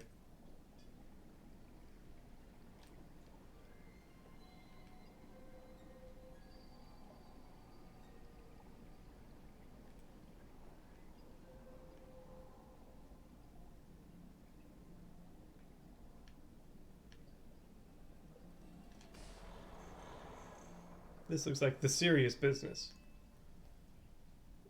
This looks dystopic. Oh, yep.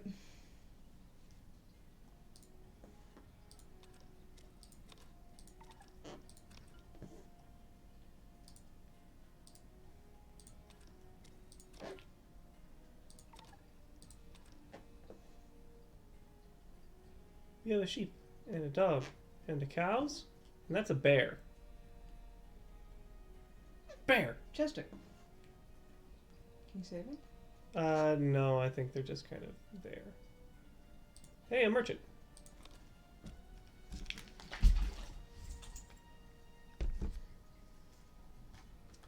Hoo-yah.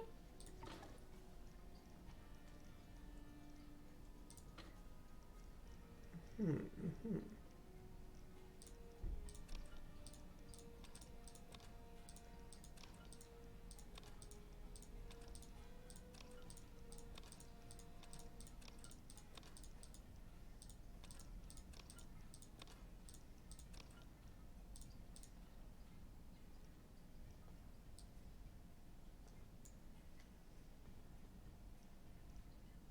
Thanks for the money.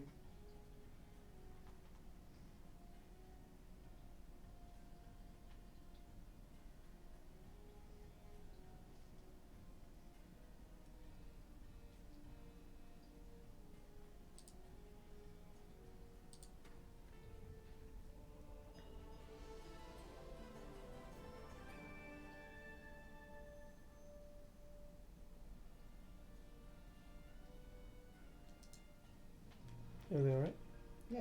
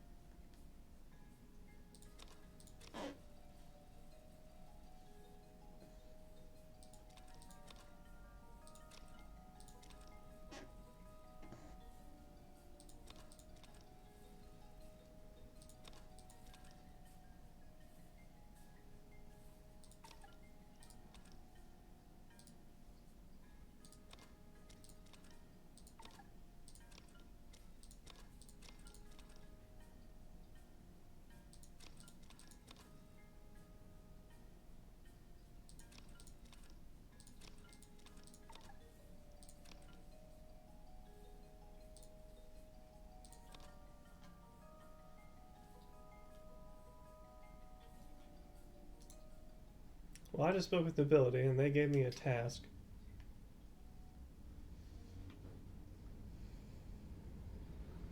With nobility?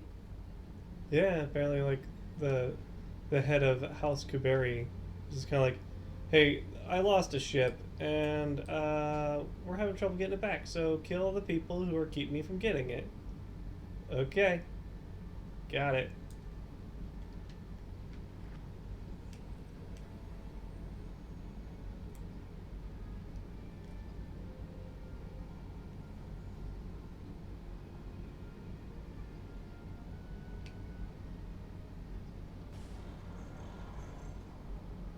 So I'm playing a stupid phone game, right? Uh-huh.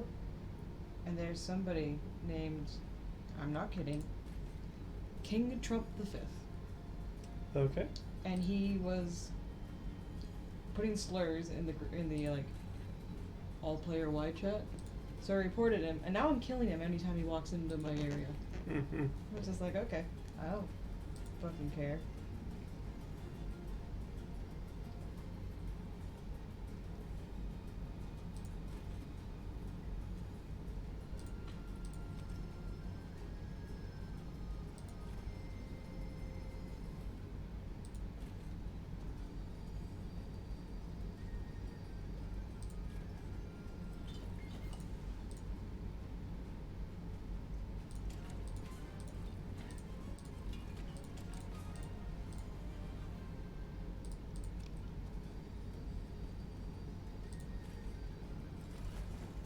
A royal checkpoint. Mm.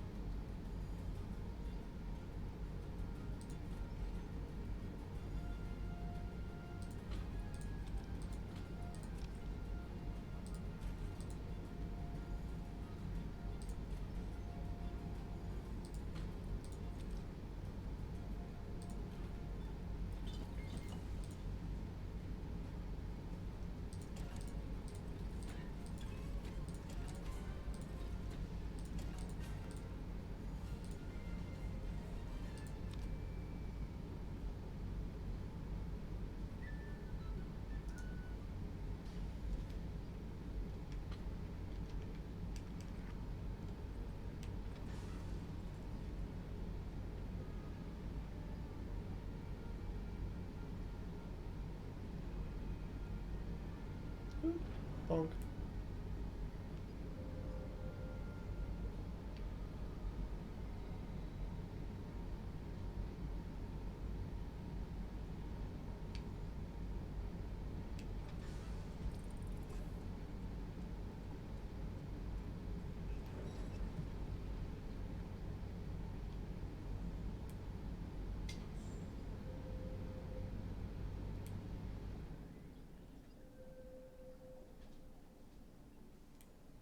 Do you not have an anchor point?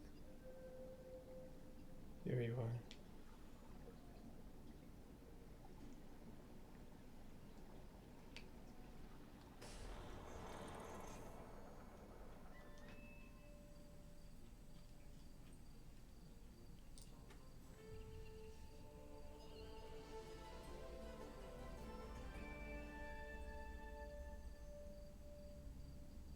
Gardens.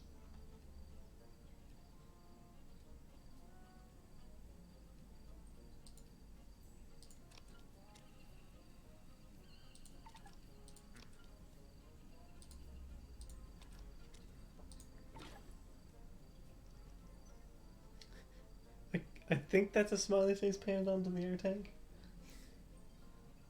Hi!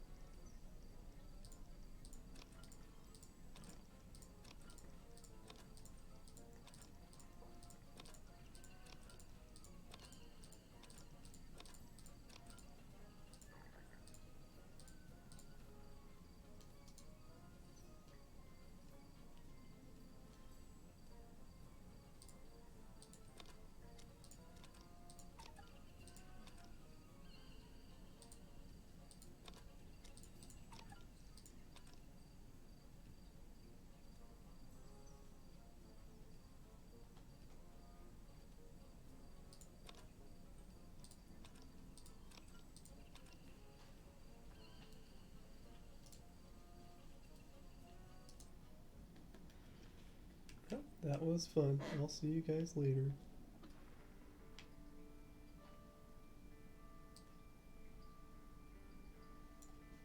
Just need to go straight south.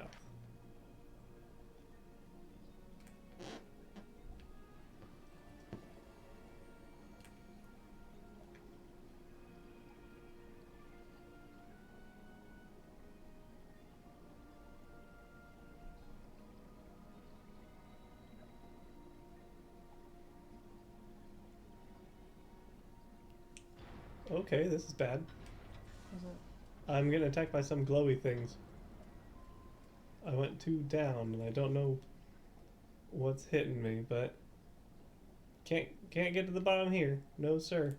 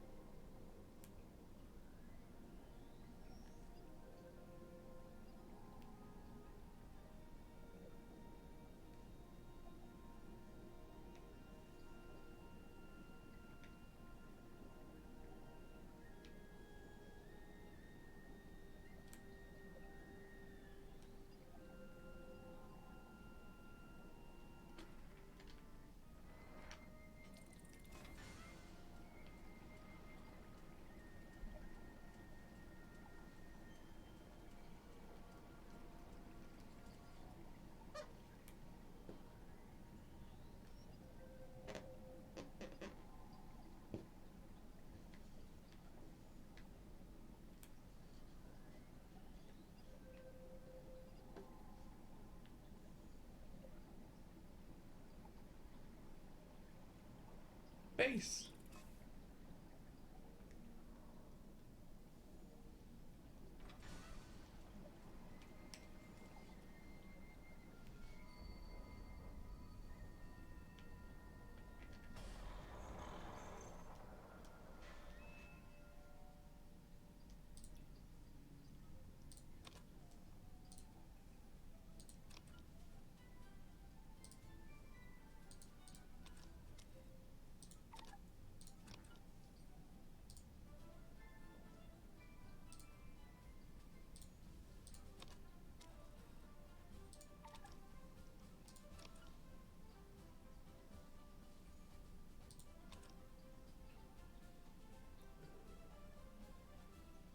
I can afford you. Oh, that's good news.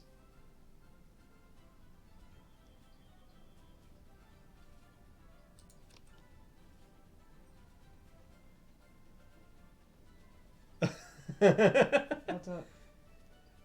You can't swap this out because it's not rated for this depth.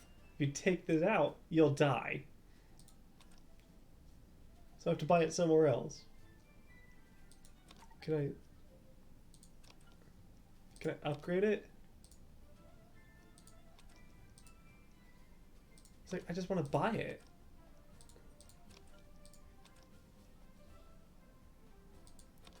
All right. Kind of a slap in my sails, but whatever.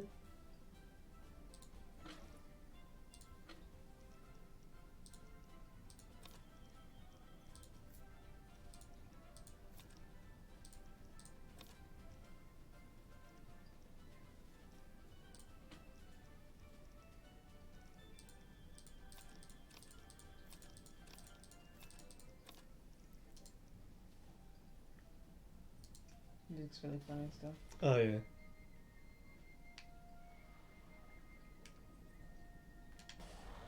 Which one is this? Is this the art room?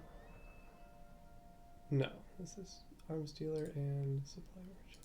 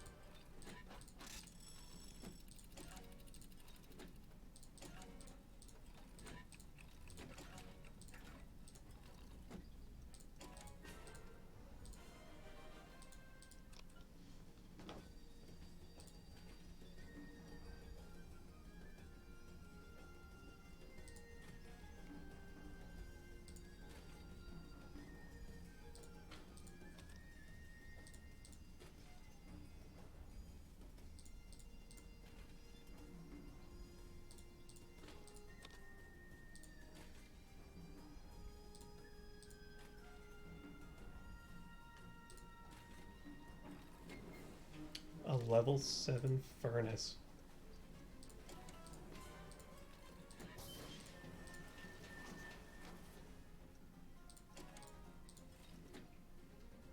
A level 7 furnace? Yeah.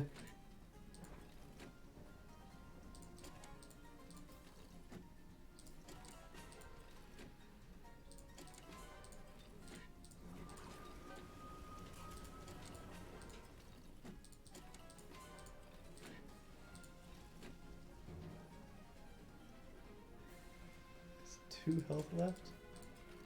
That's pretty fun. Things are getting bad. Crowbar. Oh, thank God. I was putting it a little close.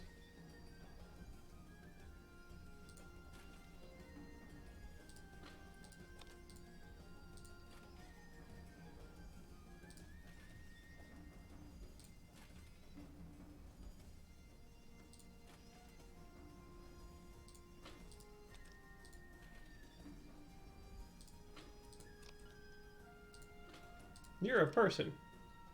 And you suck. See ya. You're a person and you suck. You have one skill with 1 point, and the other skill has a -1, and the rest are zeros. See you in hell.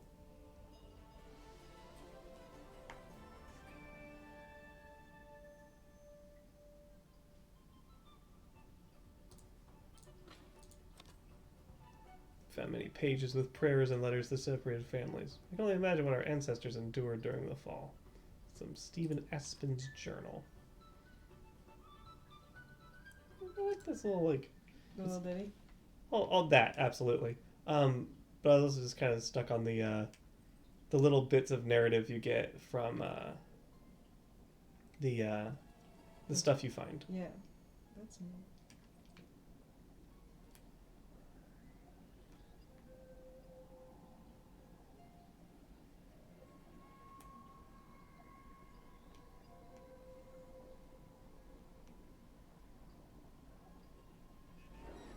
Oops. Gotta get out of that. The thing I like is that when you find new, like, landmarks like that, they pop up on your compass. Mm.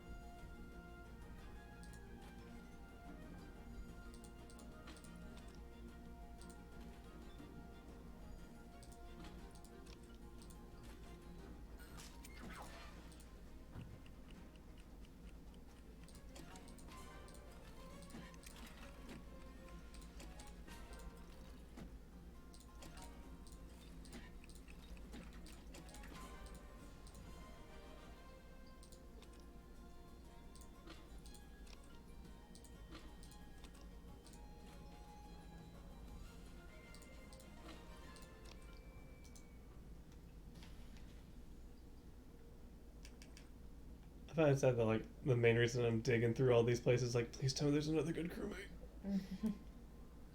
It's like, well, why don't you want treasure? I have, like, 30,000 money. I want another good crewmate with, like, a 4 in there somewhere. I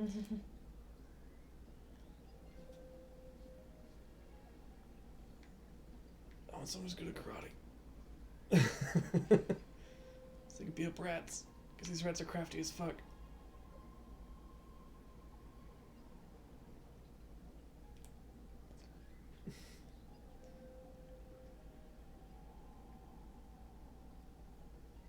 You, friend or foe?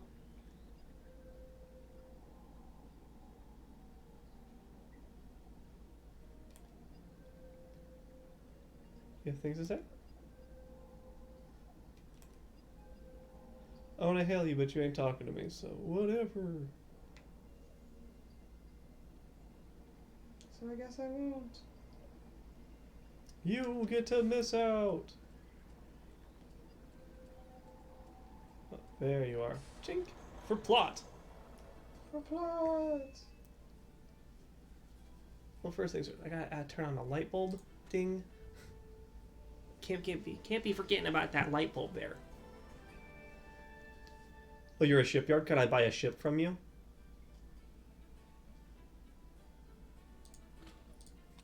I am taking your torpedoes, though. Alright, question, because you're better at this. So there's something on the map right there. Mm-hmm. And I think I'm right over it, but it doesn't line up with what that looks like. I'm having trouble finding it.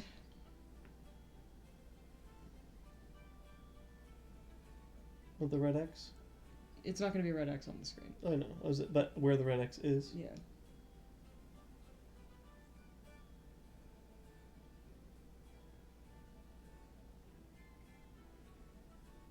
Should be in this area.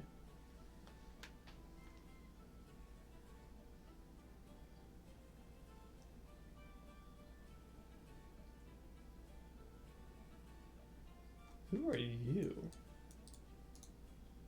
Nope, back in. I've changed my mind. I was trying to zoom in on this person over here. This person's raving out. I can't find it. Oh my gosh. I'm going to have to let that one go.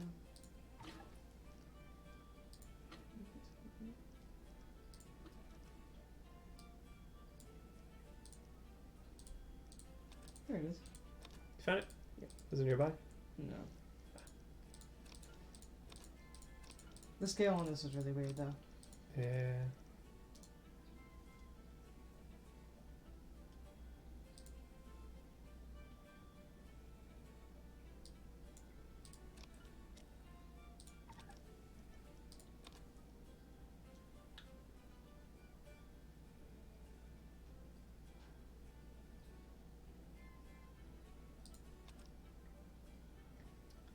Oh, it's expensive here.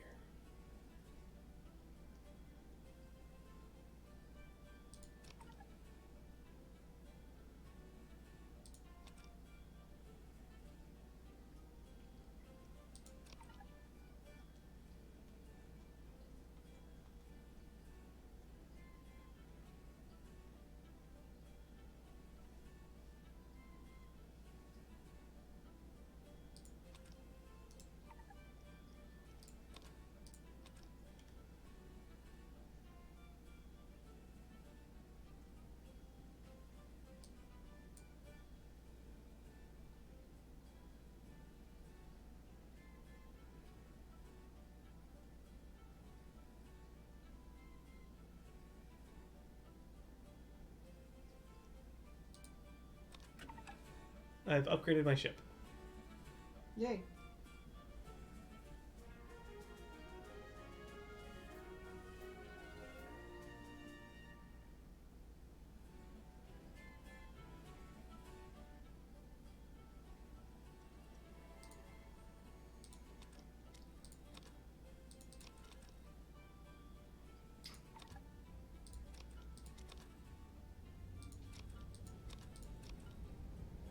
Ah, okay. The stuff that was attacking me is called the Deep's Resentment.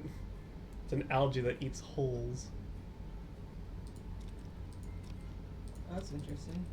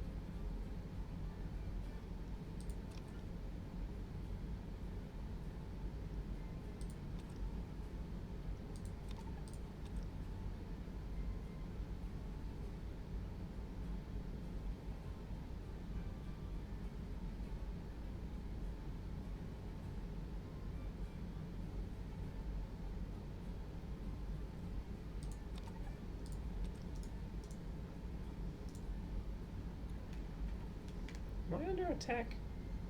Always, apparently. Well, things started shaking.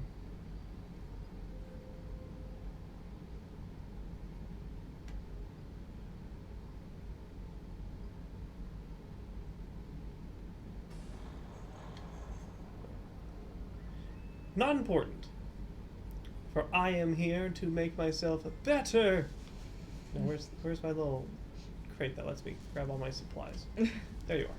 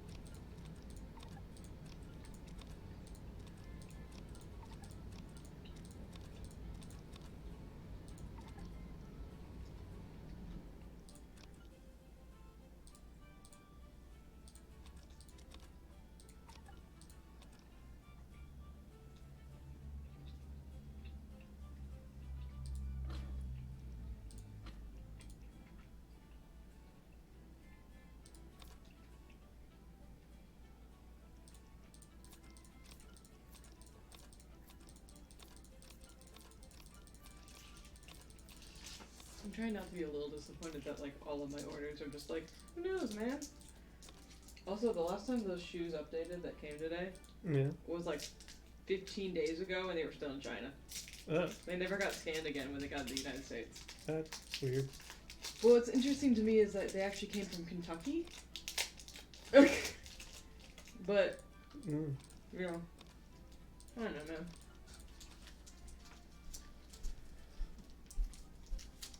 So I'm doing a thing where I'm sorting out all of my stuff because you can't auto sort it. So I'm like pulling it all out in one little batch of like all my plating and all my rivets and all my stuff. Yay, inventory management. Riveting stuff. Haha! Good joke. I didn't even mean to do that. Have I got news for you?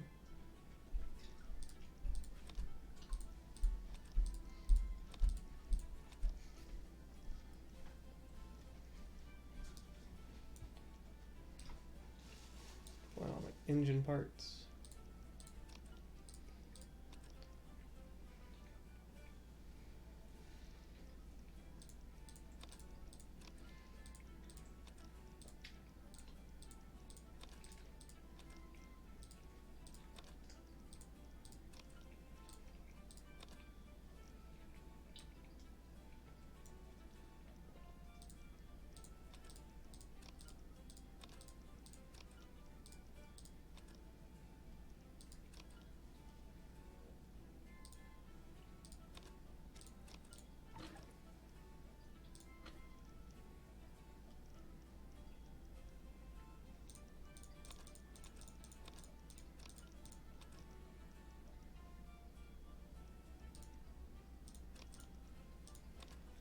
I think 5 stacks of everything works. Seems like a lot. For some of these things, absolutely it is. Lots of bodies. Oh no, 5 stacks of forging materials. Oh. Lots of bodies. I know what I said. Body's got everything a body needs. Mhm. Oh. Crap.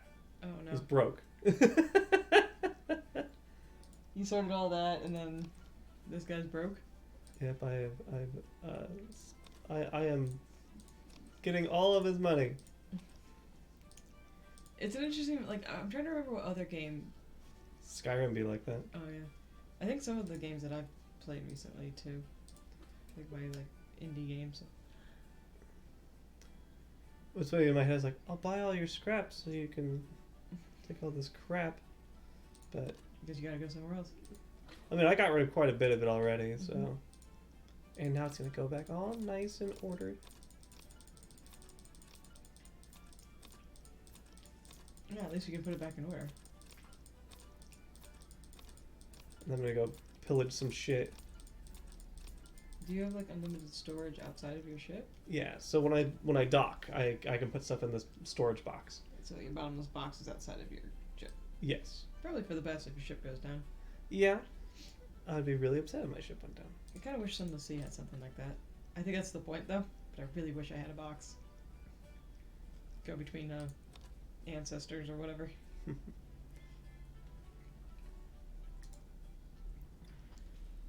Okay, let's go to the banquet hall, wherever that is.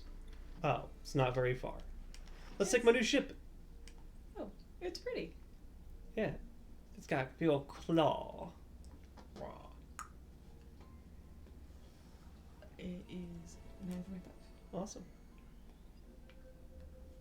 Sorry, I've only been half paying attention. It's okay.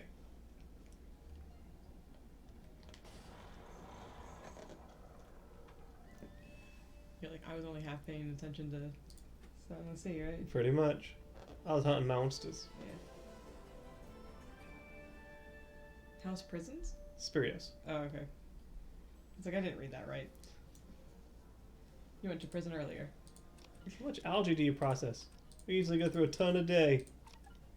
How much algae do you eat? Oh, that's not a dance. That's a dude on a knob. Like on a wheel. Oh. What are you protesting? Putting chemicals in the algae, keep us complacent. That's funny.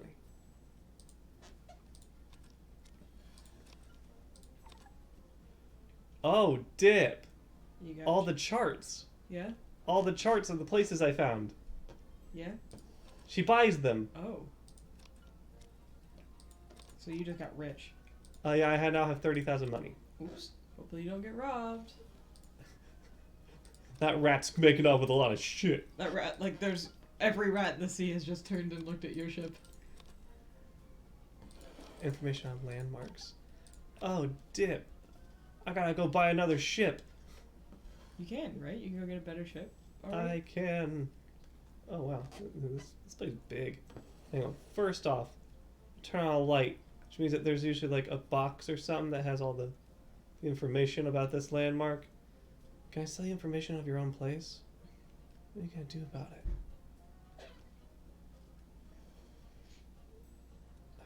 Turn this place inside out. Oh, I know it's like super late on this stream, but like more in the saga of our really cool mail person. He sent us a postcard, and it was really cute. He like picked out a special one with cats on it and everything. And he signed his name, so we don't have to call him Postman anymore. But I'm not going to say it on the stream out of respect for privacy. But for whatever reason, like he came back to the area twice today.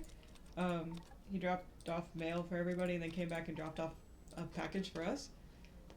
And when he dropped off that package, I said thank you for the postcard. And he seemed very happy about that. His postcard was very nice.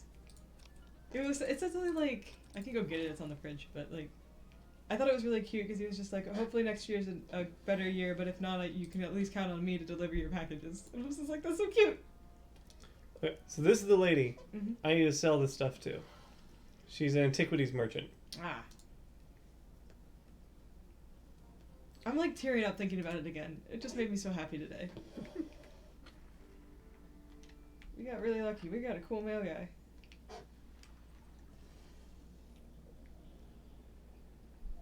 Which, if you hadn't been paying attention to like the last minute of context, that would seem like I was being redundant. It would seem like it, but I have so much overdrive. I could be like, ah!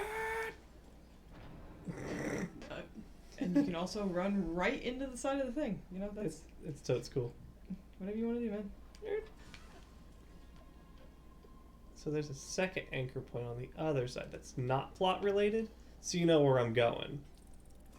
Oh, to the non-plot related side first? Correct. Get it. Got it.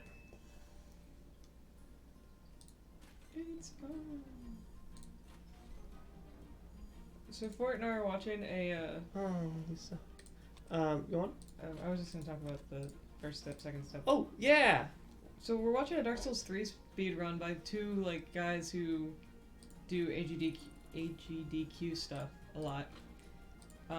They have a show called The First Step, which apparently is like something that they do like blind speed runs of games or semi-blind. And we're watching them do Dark Souls 3, but the gimmick with Dark Souls 3 is this is actually their second time running it. Fort and I missed that they had to run it before. So we started on it. So they called it the second step instead of the first step because they are running it again. But it's been like one of the most delightful Dark Souls runs I've ever watched because there's one guy who is horrendously competent and like really confident about his run, and even when he makes mistakes, he seems like he's like a cool cucumber because he plays apparently a lot of Soulsborne games. And then there's the other guy who's only played Dark Souls for a week. And man, I'm really enjoying it. Like it's so pleasant. Jinx loves speedruns or speedrunners that are really, really nice and like wholesome and do a really good job of just kind of being human to each other. Like, cause like competitive is fun, but like anytime they're just kind of like someone like openly admits it's like, oh nope, shouldn't have done that. Nope. But okay, well we're gonna make it work. Yeah. It's just like Jinx loves that shit. It's... Ooh, you look like a bitch. That's head bitch to you, my dude. Yeah, it is. But yeah, like they're just being supportive of each other when they actually get past stuff, when they beat their own like PBs. Like it's like I did this boss in 2 tries. It's like awesome, that's great. I'm still racing. Yeah. And like the thing about it is because there is such a difference in their aptitude to make the race fair. One of the guys is running all DLC, and the other guy is just running the base game. If that tells you anything about the difference in their skill levels. And it's just really cute because, like, at one point in time, the guy who's not as experienced beat his PB by 22 minutes because he didn't die, like, 57 times to one of the bosses. It's been a very good run, and I highly suggest it if you're really if you liked Fort's Dark Souls run, for example, and want to see, like, people do it. I won't say better, it's just faster. Yeah, just seeing people be, like, competent in a different way. Yeah. Because it's like, I'm not going to sit there and be like, oh, I'm just incompetent. It's like, no, that's not how I play Dark Souls. Also, if you want to see stuff Fort didn't do, like Archdragon Peak and the Ring City, Yeah. You'll get to see it done really quickly. You won't see any NPCs. You'll actually get to see something that I haven't seen before because Fort tries his best not to do it, and that's the Yorm fight without Sigurd. Yeah. Yeah, they don't do any NPC stuff because, well, it takes a while. Yeah, so... Because it's slow. So it is really cool to watch, and also if like you're new into like the Soulsborne stuff and you want to learn what you could do after a week of playing for 3 hours a night, I would watch them. Like, yeah, absolutely. Maybe watch the one where they go in blind first. It might be funnier to watch it like that. We're not going to end up going back and watching the other one, but we are really enjoying this, and so we might actually end up watching the series a little bit more. So we'll report back if there's other fun ones. Just watching Keys are on, right? Yep. Watching him play reminds me of when I played, except for he's keeping his cool a lot better.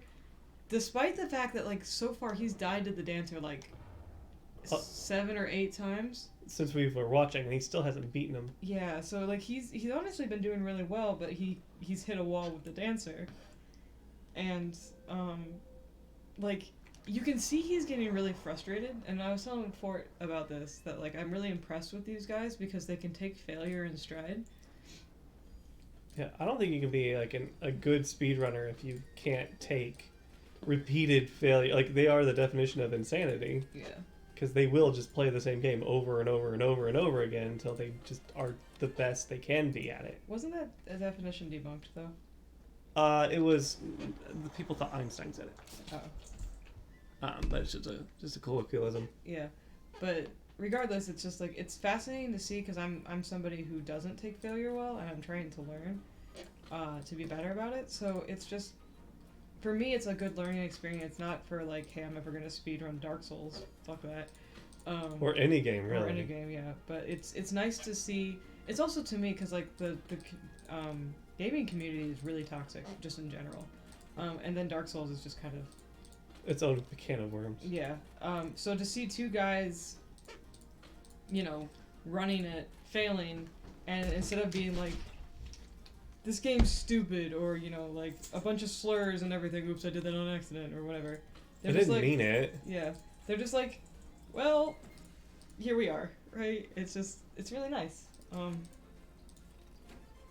like, honestly, like, I'm kind of surprised they've somehow, like, managed to mostly not swear. I don't think they've said a swear word yet, actually. No, they haven't. Like, Keys is the one who's gotten close, and he's had the funniest, like, what's the word?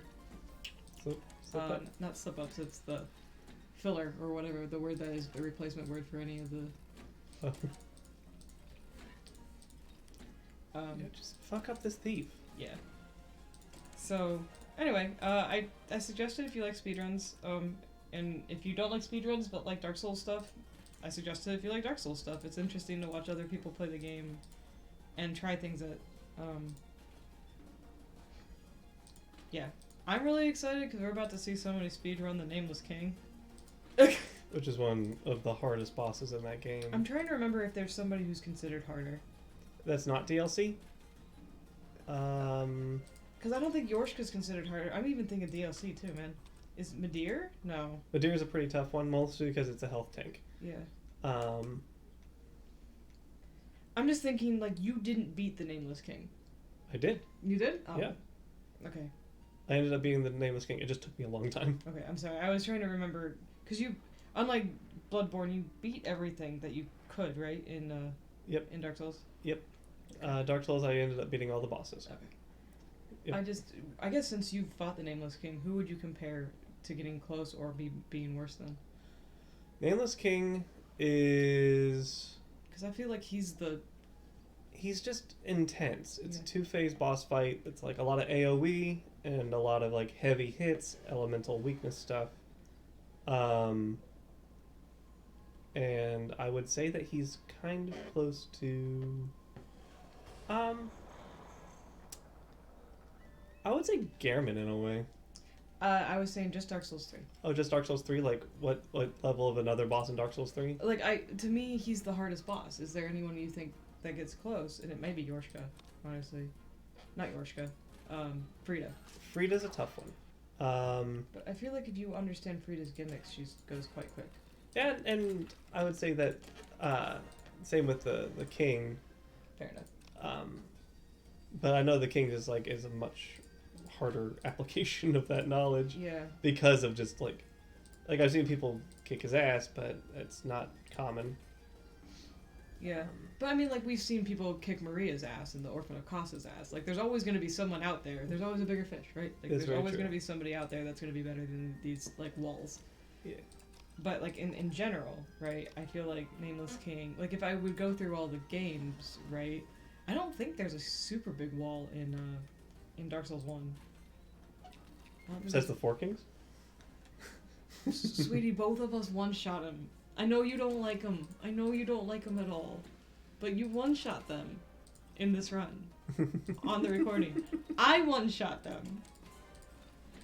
You one-shot them when you helped me. Calamete's the wall. Yeah. That's fair. He is the one you skipped, so. Yeah, Calamete's a toughie. And then 2, I'm guessing it's someone in the DLC. Oh, yeah. In 2, it's all DLC bosses. Okay. There's no main game boss. It's just like, oh my god, I can't.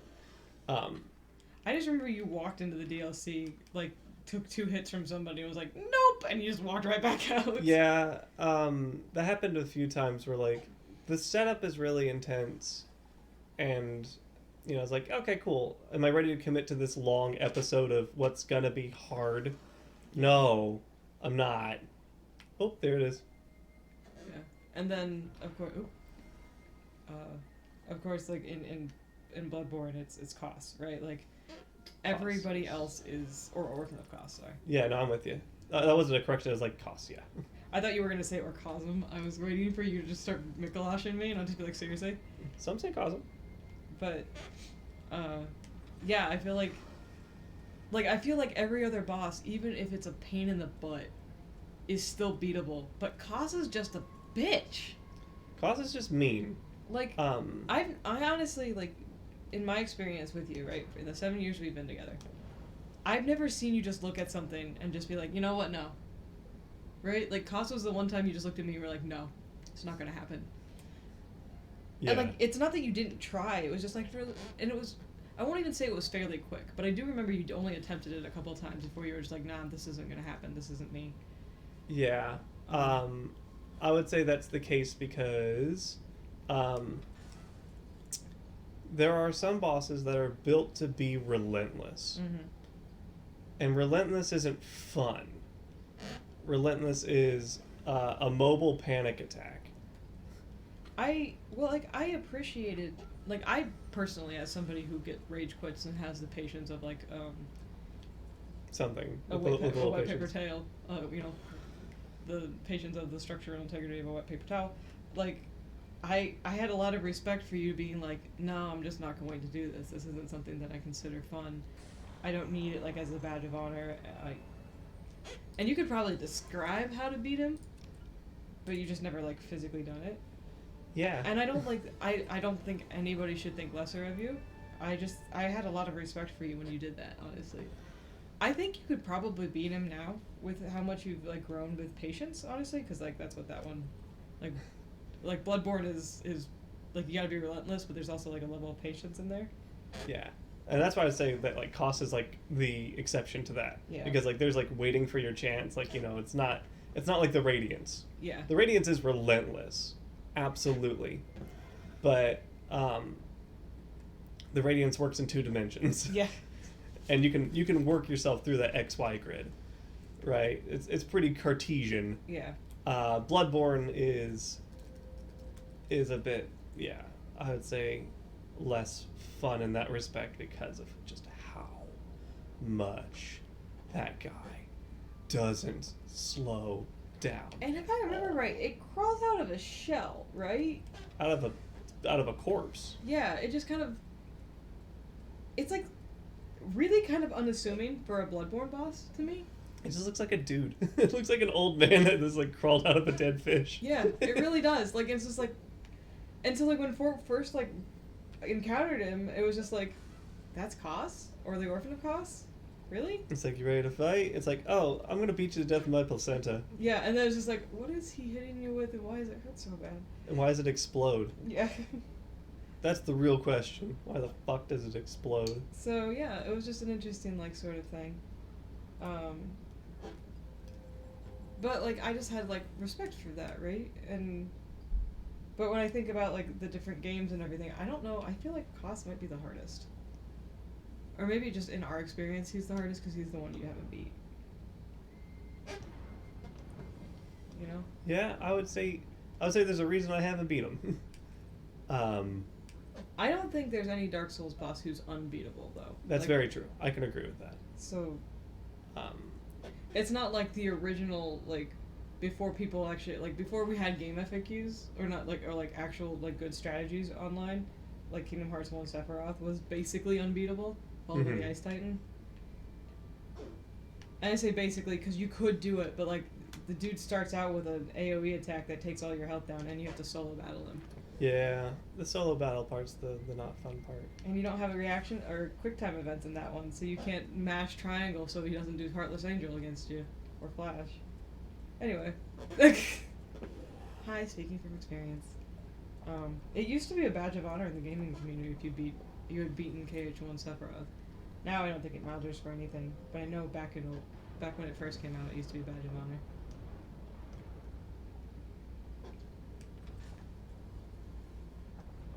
Seymour Guado is also one of those people I think was the one on Mount Gagazoo. Yeah. No, it's the cutscene. It's the unskippable cutscene that I had memorized for like 10 years.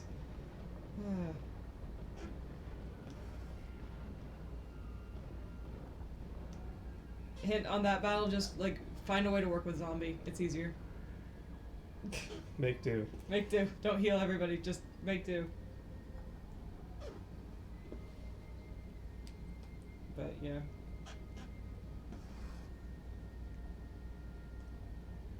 The one thing I don't mean it the wrong way for shooters, but I feel like shooters don't have like experiences like that.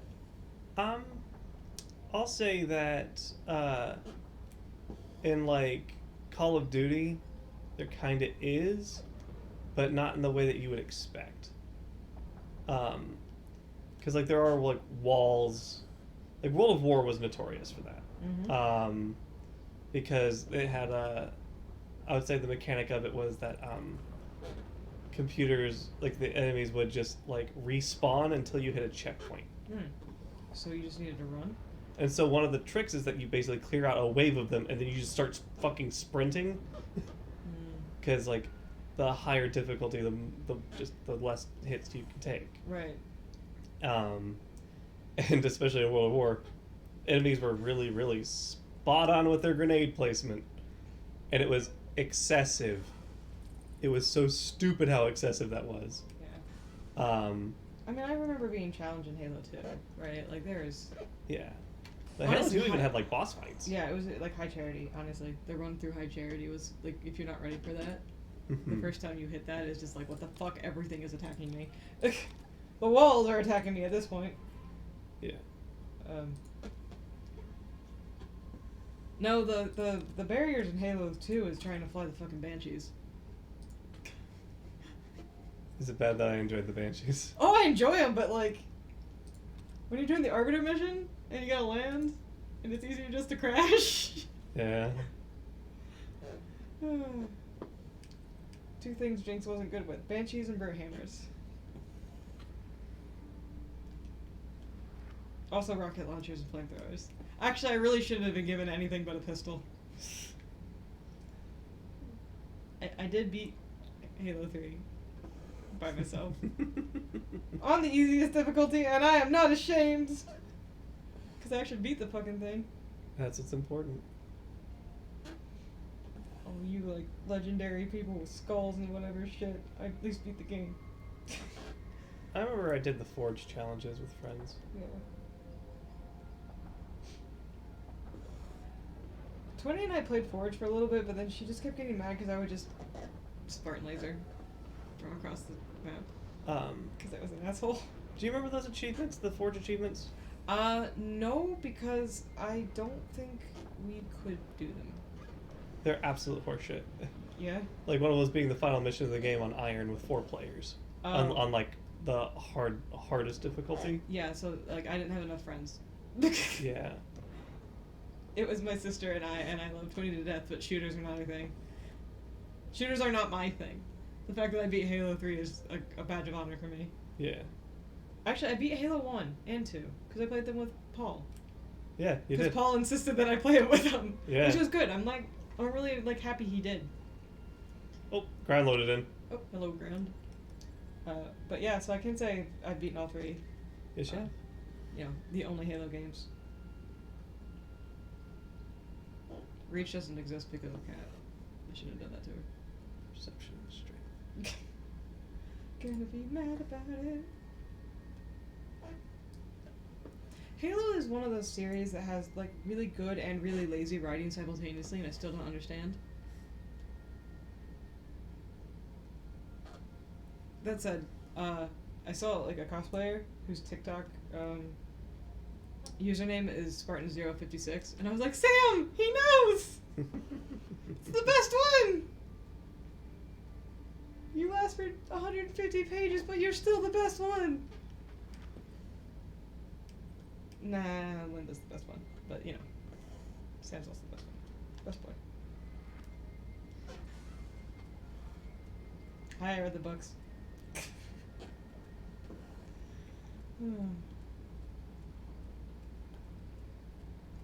Books will always be my chosen media, so if there's like a fucking write-up of any game, I'll probably go and read it. That's why I sat and read the wiki. That's why I like Bioshock, I think, because half of it is just like a visual novel. Yeah, it's like they play it like a radio play. Yeah, and I fucking love that. Sometimes I wish you would hold still for a little bit so I can listen to the damn diaries for it. And then I know you have to keep moving, like splicers and shit. I gotta hack shit. But it's like, can you just No. play? Nope. Let me listen? No. Negator. And if your guys are gonna be like, well, why don't you just play it yourself? Because I've tried and I'm not very good. Yeah. I would argue that Bioshock is not a fun game. I would say that the way that the control scheme is, I did not have fun. Oh, that's unfortunate. No. Like, that's the thing, though. It's like there's a difference between, like fun and, like, accomplishment. Like, I'm not gonna sit there and be like, oh, it's not fun, so. It's more like, it's... Infinite got better game mechanics. Mm-hmm. But Bioshock's the one that, like, did it, right? I honestly, with what I know about 2 and 1, like, doing that deeper dive, Mm-hmm. I kind of feel like playing Infinite again and seeing if there is tie-in that besides just Burial at Sea. I'm still on the fence for what little I know about Burial at Sea. If I actually like the concept of that DLC or not. Mm-hmm. And, like, I really, like, should go and actually, like, look into it. But, like, a specific thing happens to a specific person, and I don't like it. And I don't agree with it, and I feel like it's lazy. I can agree with that. So, like, it's not, like, something that I want to, like, look into too much, because I feel like that's lazy. They chose the lazy way out. Mm-hmm. And, like, I get it, though, because I think they were trying to find a way to make it so there was no more. Like, Pretty Little Bow, it's a complete series, we're done, we'll go do something else, leave Rapture and Columbia alone. But, like, there's other ways to do that, man. Right. And while, like, now understanding a little bit better how Columbia and Rapture got connected, a little bit, I need to, like I said, do a little bit more. But, like, it still just seems a little bit like... It would have been more interesting to me if they had existed in the same universe, without ever actually interacting. Yeah, I agree. Because like if that universe, like the universe existed already, with the ability, to have this like these wondrous cities that are also like terrible. But you know, we got the one underwater that's a mess, and we got the one above the sky that's a mess. Oh hey, navigate the sewers. Well, you have fun with that. Remember, I was already there. I know. But yeah.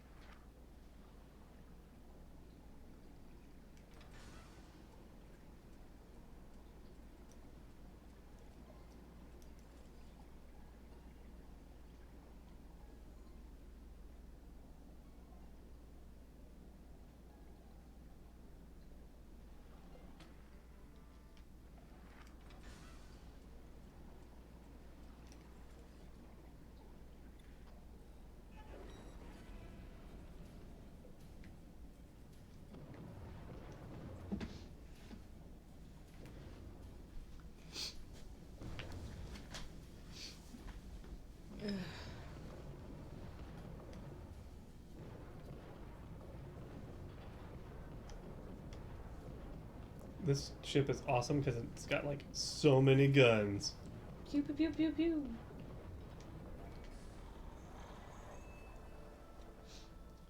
Your ship is mine now. I'm taking all your bones. So I realized, like, from my comment, right, like, wrapping up series Mm-hmm. is, like, such a hard thing to do. I think back to when we originally finished Mistborn and how I didn't like the ending. Oh. But now I think back to it and I was like, no, that's actually a really good ending. Like, it's actually really good. And I can't, like, now thinking back, I can't really think of a better way to end it than what he did. Mm-hmm. And it's kind of like a... And I think that's why I'm so judgmental or very, like, critical of the way that people choose to end series. Just because, like, it's like, what do you want with the ending? Do you want it to leave it open so you could potentially come back and do something? Well, if that's what you're going to do, make sure you leave it actually open. Right. Star Wars. Right. You know, or, like, you know, are you going to go and... Are you wanting to make a new thing in the same universe? You know, then maybe actually remember to wrap up the old story, Kingdom Hearts. Like, just...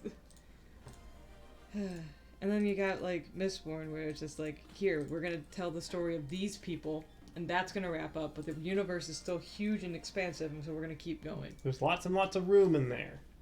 And, like, I think Mistborn does it better than the Abhorsen trilogy. Yeah. Which is now, like, a 5-book series. But the trilogy... The trilogy's really... The trilogy is really good. And then there's the Clariel?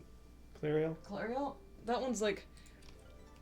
It's interesting when you write a prequel book after the original series is done to focus on a character that becomes a villain. And that is not a spoiler, because that's what they say on the book. It's written on the back. Yeah, it's written on the back. It's like, here's the backstory of this villain. Yeah. And so, like, sometimes when you have those, you can write those really well, or you can write them where it's just like, why is this character making the decision other than you have to make them a villain at some point? And I feel like that's what Clariel falls into. And this is saying because the Abhorsen trilogy, well, Sabriel really, but the Abhorsen trilogy is one of my favorite book trilogies. Sabriel being one of my favorite books. Garth Nix had something. He had to work off of something really hard in the sense that he made a very interesting, very developed character whose story wrapped up in one book, but there was still the rest of the series to go. Right. He made a slight mistake in making Sabriel too cool. And then it was just like... Too cool, too early. He was just like, now I gotta just put you to the side, and everybody else needs to love these people, and we're all just like, we just want to watch what she's doing. I don't care about anyone else. And you're like, no, please don't look at her anymore. She's just there now. She's just statue. Speak to the head chef in Twilight Fields? So, okay. I don't envy that. I think, It was interesting because Sabriel on its own is a complete story, like the book itself. Mm-hmm. And I can see, like, it's a really cool, expansive kingdom, so I can see why he wanted to go back and be like, oh, here's all this stuff. And just bring in interesting new characters and everything, which he mostly succeeded. Unfortunately, he made one of the, like, most least likable characters in literary history. God. Not as bad as Holden from Catcher in the Rye, which made it so I couldn't actually finish the book because I hated him so much. But getting close. Damn Prince. Hate him so much. Stop complaining! But yeah, like, I have so many of those books, and I've actually, like, I'm struggling to, like, continue to read that series just because Garth Nix writes really good stories, but he writes them very, like, succinctly, and then it's just like, wait, no, you have to write the rest of it. Fuck. Or do you? And so just, like, he just gets kind of stuck, I think, in completing stories and then being like, wait, oops. I wanted to tell more and I'm done, but I'm not. I'm gonna do myself a favor. I'm gonna look up how to get another torpedo guy. Sounds good. I don't know where I was going with that. I was bringing up something. That was because I was doing... Right. So I would argue that the Mistborn series does what Garth Nix wanted to do with the Abhorsen series, but failed. And that is, like, do a big overarching plot in 3 books that wraps up but leaves the universe open. And I don't think Garth Nix did as good of a job as Brandon Sanderson did. Hilariously, also haven't read the other 3 books after Mistborn. Haven't gotten to the Alloy of Law. And, like, I want to, but I might just reread Mistborn. I will say Mistborn was such an interesting series for me because I spent a lot of time trying to decide if I liked the main characters or not.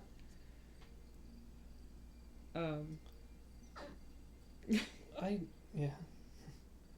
Like, I liked Kells. He was easy to like, but he's... fucking charisma isn't a dump stat.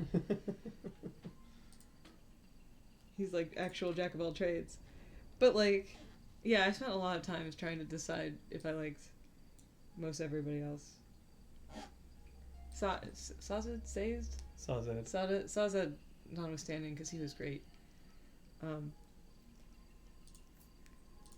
But Mistborn does do something, and my friends described this to me after I finished the first book, but if you've read the series, you see that Brandon Sanderson set up the entire series with the ending in... like, the ending is in the first 5 pages of the book. Or, like, first 30. It's within the first 30 pages. Yeah, within the first 30 pages of the first book is the end of the entire series. Yeah.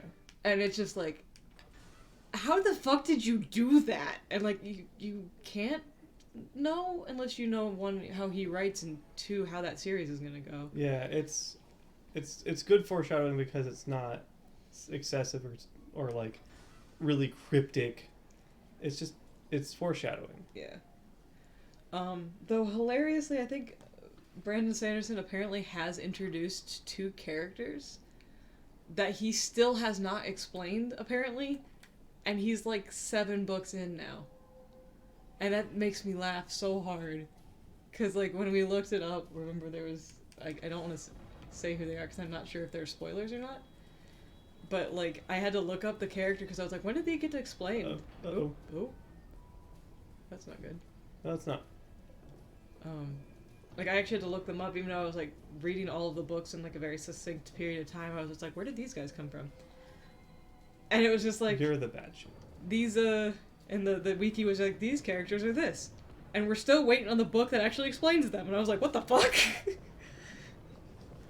It's still one of the funniest things to me. It's just like, he did a good job. But it was like it's like he already had in mind that he wanted to write a book about them. And so he's just like, here's just this little itty bitty part. It's kind of like a Dark Tower move, honestly. The characters that I'm thinking of. Where it's just like, yeah, I need to explain them more, but I haven't. It's not in these books, and it's not in this series. And I'll get to it, but I haven't yet. I say this with the utmost respect because apparently Brandon Sanderson is a very nice person. Yeah, he's active on his subreddit, which I am a big fan of. I also just like he has a special place in my heart because he wrote one of my friends into his book. Because he liked my friend's like rendition of a certain race of people. Because my friend was helping run an RPG like for At Gen Con. yeah. My friend was one of the like mods for the Mistborn RPG at Gen Con, and apparently Brandon Sanderson came and played at my friend's table and liked the way that my friend played the character so well that he wrote the character into the book. I was just like, fuck, that's cool! That's pretty awesome. Nelson's cool. Oh yeah, no, he's great. So like, so it's always gonna have a special place in my heart. Because he was just like, I like your role playing so well, I'm gonna take your character and put it in my book if that's okay. He's a minor character, he's not anything like... He's not pressing. But he's there, and I still think that's so cool.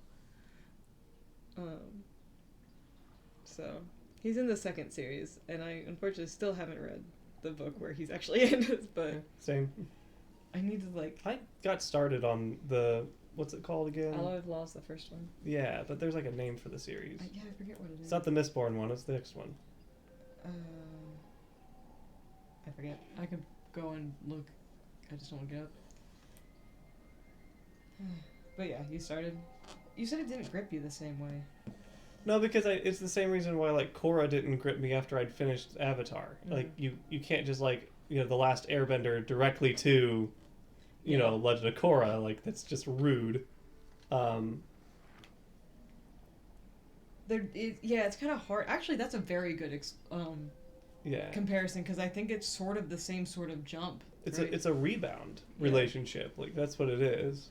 Well, I meant just from like the way one story is told versus the other. Mm-hmm. It's the same sort of jump, actually. Yep, several it's the future. It's the future, yeah. Yeah, I do need to give it a chance because I know that I will probably enjoy it because Sanderson's a good writer. And makes interesting characters. And has very good world building. Yeah, man, I fucking love the world though. With the exception of one small thing, I'm still gonna forever be mad about it. But I cannot say it on the stream because it's a huge spoiler. Yeah. Ah! I mean, that's just, yep. It's not how things work. Yep. We've been there. I know. I just, every so often I'm reminded of it. I'm like, I need to read it again and make sure that I'm actually being mad about something that is like...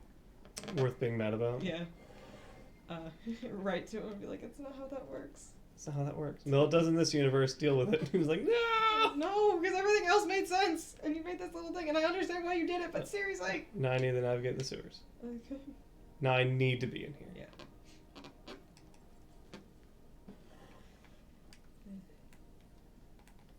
Yeah. I might make you have a hard stop at 11 so we can get stuff ready for tomorrow. Yeah. That's in like 40 minutes though. Mm-hmm. Well, yeah, no, it's I'm actually like spacing on it. Like this actually reminded me. I was thinking to myself the other day about the book series that Warden was letting me borrow that I didn't end up finishing because I was just like the threes. Yeah, the One Dark Throne or Three Broken Crowns or whatever. I don't know. Like I forget what it's called. I don't know what the actual series is called. Yeah, but it's something like that.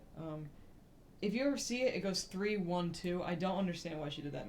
Like I thought she was gonna go 3, 2, 1, because the whole thing is about elimination and stuff. But she did 3, 1, 2. Mm-hmm. I remember that was like one of your complaints. It was a little thing. It was like that's not a big thing to get mad about, but like, so that series is one of those that I was far more interested in the world than the characters that I was experiencing.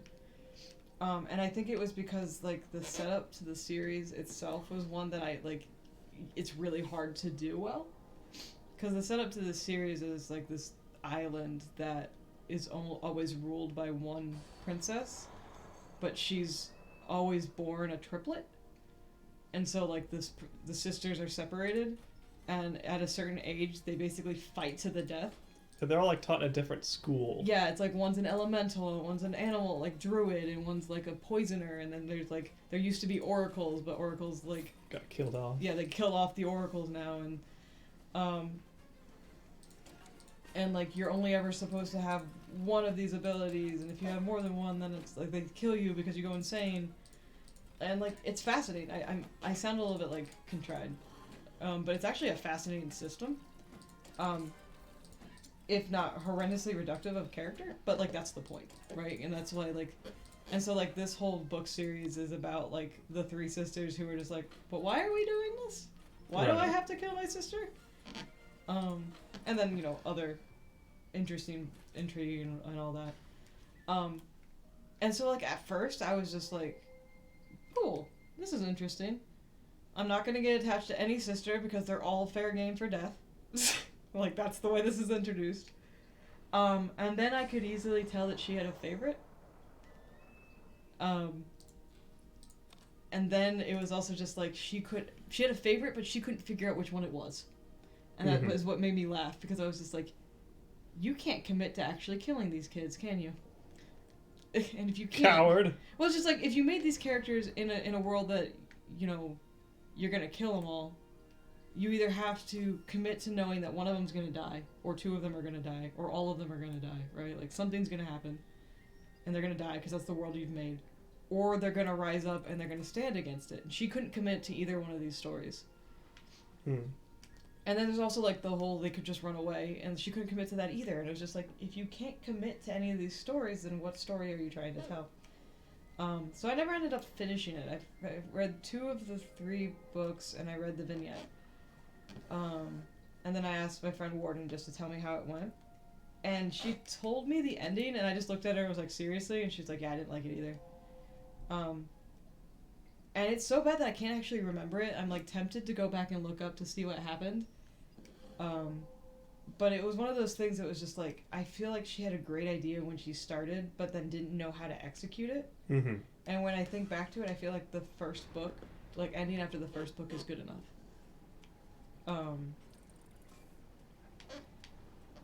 And this isn't one that I would sit there and be like, well, it would have been better if, like, you know, and then fan fiction or whatever. But it was just like, I just felt like she didn't have a good grasp on the characters, but she had a great grasp on the world. Which is actually like why I liked the vignette, I think, a little bit better. Well, there were 2 vignettes, and I liked one really well, and then there was the one that talked about why all the oracles are dead, and like halfway through it I was just like, I know exactly where this is going, because, you know, hindsight, I'm reading this backwards, but it's also just like, it's set up so transparently that you're sitting there being like, how can no one else see how this is gonna go? So it's just not like, I guess I will argue that one wasn't written well.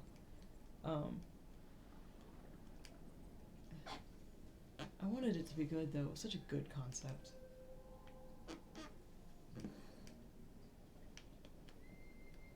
I also need to go back and reread The Hunger Games. And I bring that up because the last time that I read The Hunger Games, when I read the last book, I threw it out the window.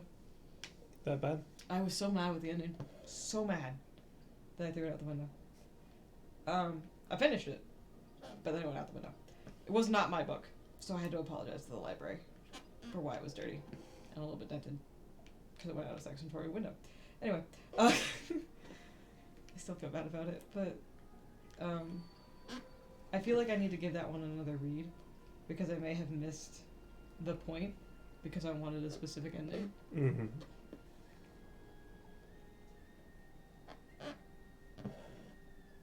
But again, with like dystopian novels like that, you want a specific ending, and most of the time they shouldn't actually get that ending, you know? Yeah.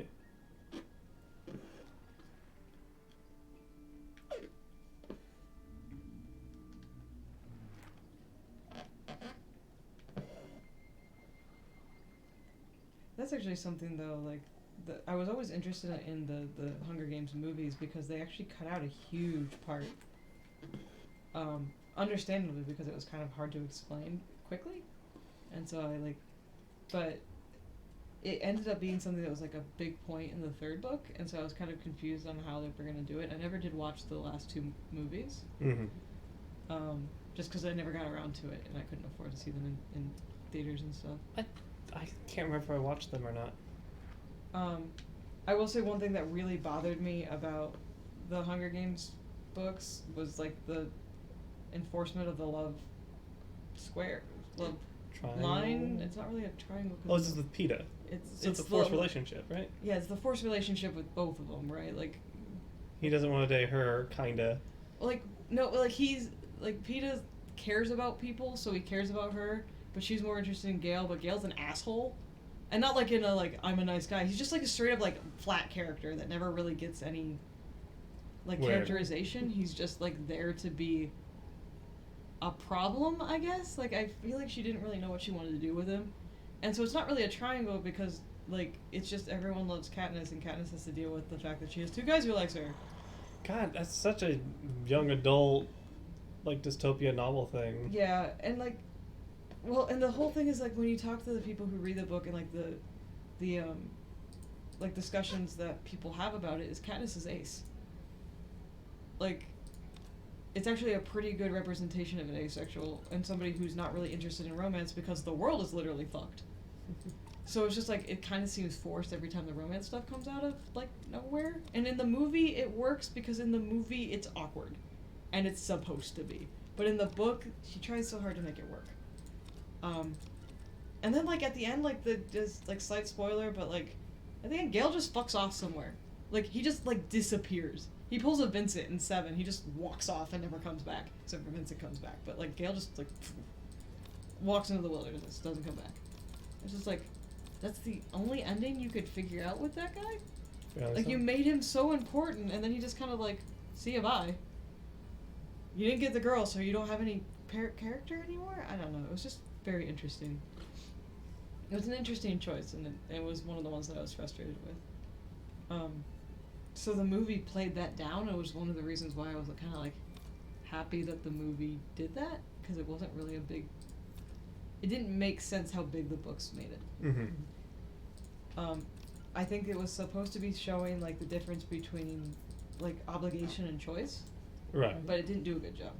Especially because of all the other things that Katniss did that shows the difference between obligation and choice. Right. But yeah.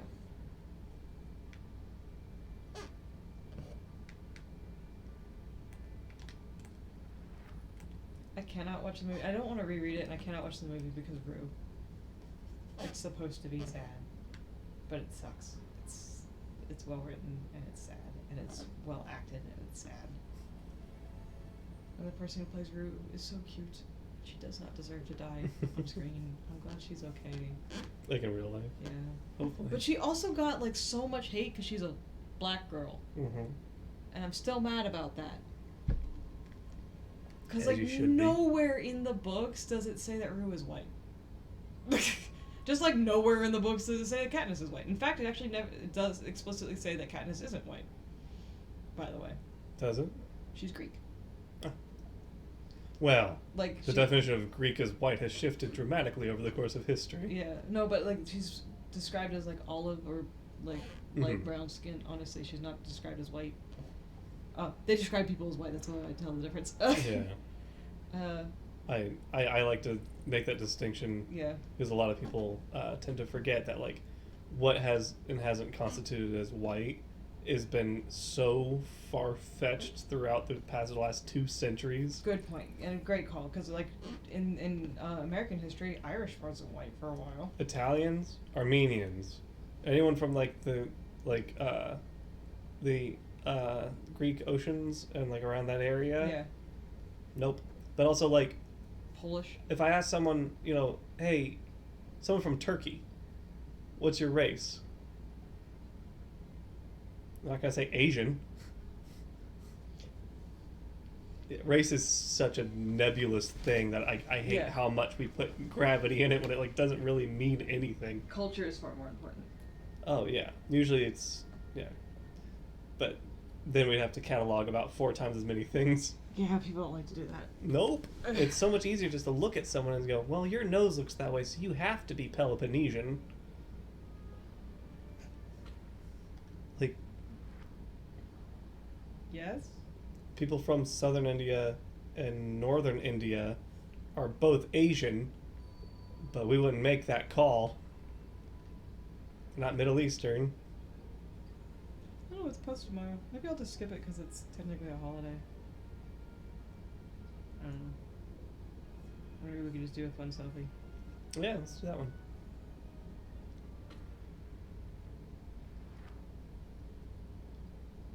Alright, let's see if I can survive this.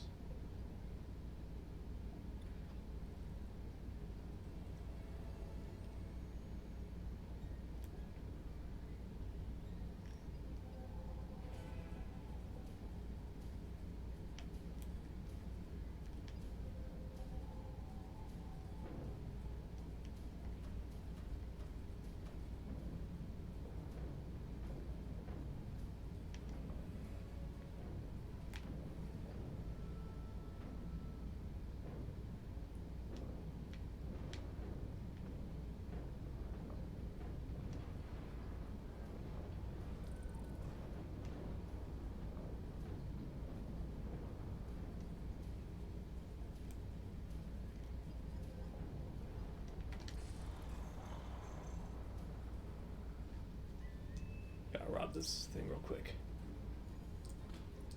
Yay. Oh, no, I gotta move.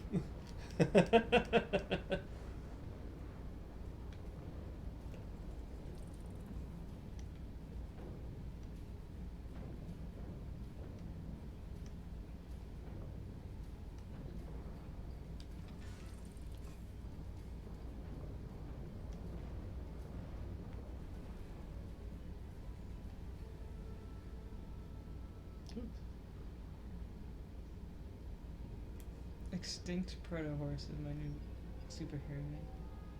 Extinct proto horse. One of my friends commented that on it.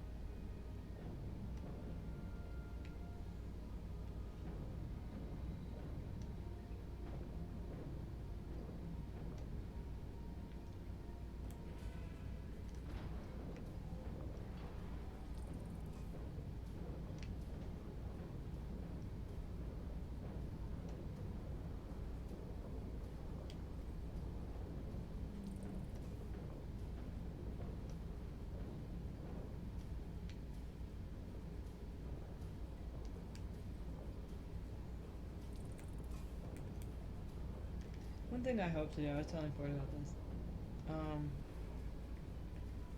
is that next year or a year after or something, I really just hope that I can like make it so I can put a big stack of presents underneath whatever we're gonna serve as our holiday festive thing. Because I want to do that for you. Because I want to watch them unwrap gifts and get excited. I love that specific part, like that holiday joy. Which I know is like capitalism and stuff, but it's also like, hey, I love you, I got this thing that made me think of you.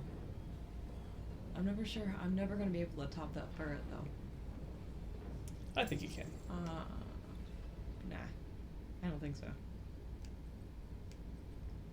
Finally, I can rob the ship. Come here.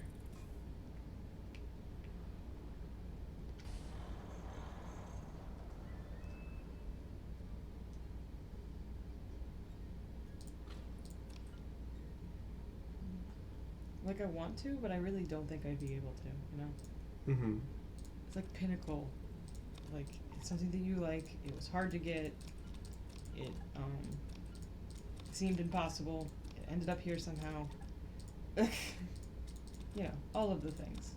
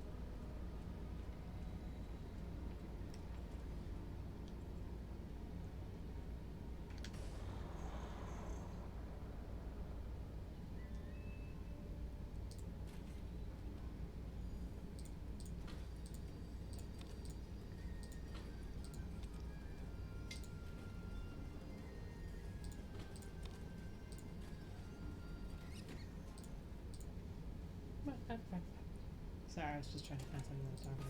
I'm out of things to talk about again.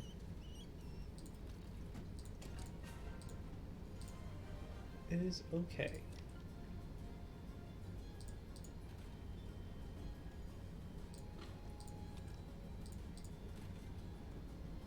I'd have more to contribute if I read books. Sorry. I did pick something you didn't really know a lot about. It's like, I read Twilight. Which only had one really good part. Was it the part where they broke up at the end of the first book or the beginning of the second book? Because I was all about that shit. Oh, no, I mean, like literally there was only one good part, like, really good part of writing to me in that entire series. And it was, like, the introduction of the Italian vampires. Oh, yeah, They were no. underneath the catacombs in the, like, Vatican. Yeah, that was pretty cool.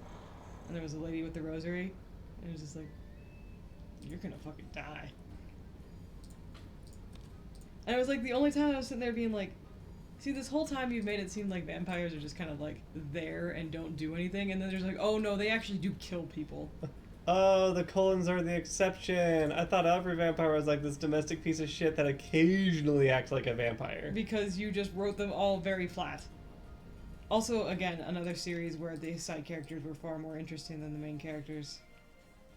God, I wish that love triangle fucking fell apart. It didn't make any sense, and then it was like Then it got weird. rapey. Yeah, and then it got weird, and then there was pedophilia. Like, Yeah, I feel like I just hate that like shit. the way that book series ended is just like, did anybody else notice that like the fully grown adult decided to have like a relationship with a literal baby? Does that strike anyone else as weird? And then like that she wrote this weird like BioShock level age up to like make it so it's not super creepy but still is super creepy. Don't mind me and that CG baby. I didn't watch the movie, but like I didn't either. I just saw the weird CG baby that's like extremely cognizant. just, like Imprinting is such a weird fucking thing. like I hate the concept of imprinting. Like, the only thing it gets away with it is fucking birds. yeah. And that's the only thing I'll grant them. Also, side note, like, if you do like the Twilight stuff, that's fine, that's, like, cool. But maybe donate to the tribe that got horrendously exploited by Stephanie Meyer when she wrote the novels and then did the book. It's the tribe that Jacob's group is based off of. Like, they're still fighting for their rights to get all their stuff back. So maybe it just, like... They got did dirty? Yeah, course they badly. did. It's indigenous tribes, of course they got did dirty. So, like, I don't care if you like it, but, like, just maybe put some of your effort in liking it towards... You're good. You're so good. I can afford that. Ooh. Wow. Yeah. Also, it's not that good. I wish it was good. It makes a little more sense when you realize it was written by a Mormon. Yeah, that just. But yeah, it's like... I guess the reason I say it makes more sense is because, like, there's the, like, underlying, like, abusive and controlling sort of, like, aspects of it that comes from, like... Yeah, just that like, kind of culture. Yeah. Yeah. I almost did be like, I can say this because I have friends who are Mormon. I have a lot of friends who are Mormon, actually. You have a surprising number of Mormon friends. So, in college... I ended up befriending all of the different Mormons that were in my school. Not like the school of, like, full Purdue, but the School of Biomedical Engineering. And I did it independently and didn't realize that any of them were Mormon until one day I was sitting, like, I went to, like, sit down and they were all sitting with each other and talking about something. And I sat down and I was like, oh, you all know each other. Well, obviously, because we're all in the same class, but, like, they were being really friendly. I was like, I didn't know you all were friends. We're like, yeah, we all go to the same church. And I was like, oh, you all go to church? Because I don't. And they're like, yeah, we're all Mormon. I was like, what the fuck? And so what they had been talking about when I walked over was actually the new, like, they were literally making the joke about how I had inadvertently collected all the Mormons. And so for a little bit, my lab group was called Jinx and the Mormons. It was our band name. But yeah, for like a long time, I was just collected them all and was friends with them all independently. And they were okay with the fact that I was, like, kind of, like, the most sacrilegious thing that they could be friends with, but I was there. They didn't seem to mind me. Yeah, my understanding is that Mormons take more of an exception to, like, not nice people. Yeah. Doesn't really matter, like, you don't believe in Mormonism. It's like, no, as long as you're not a fucking cock about it. Yeah, for the most part. Like, there's some bad ones. Yeah, as yeah. usual. But, yeah, it was a hilarious thing. So that's why I was just like, yeah, I have friends who are Mormons. I have a surprising number of friends who are Mormons. Do. I, for some reason, know a lot of Mormons. Like, I mentioned college, but, like, I'm thinking now, and I still have this, like, huge spattering of Mormons that I know. Also, like, one of the first friends that I had in my neighborhood back when I was growing up was also Mormon. Weird. I attract them, I guess. And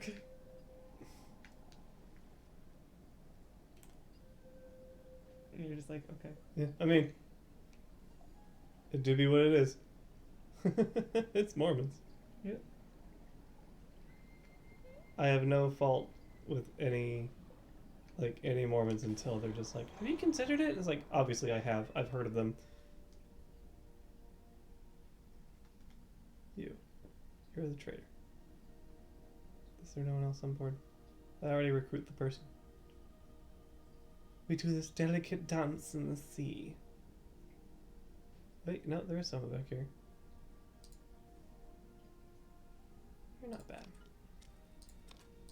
Are you a good crew member or a bad crew member? I hate that there's like, do you require salvation? I live at the bottom of the sea. Yes. Clearly.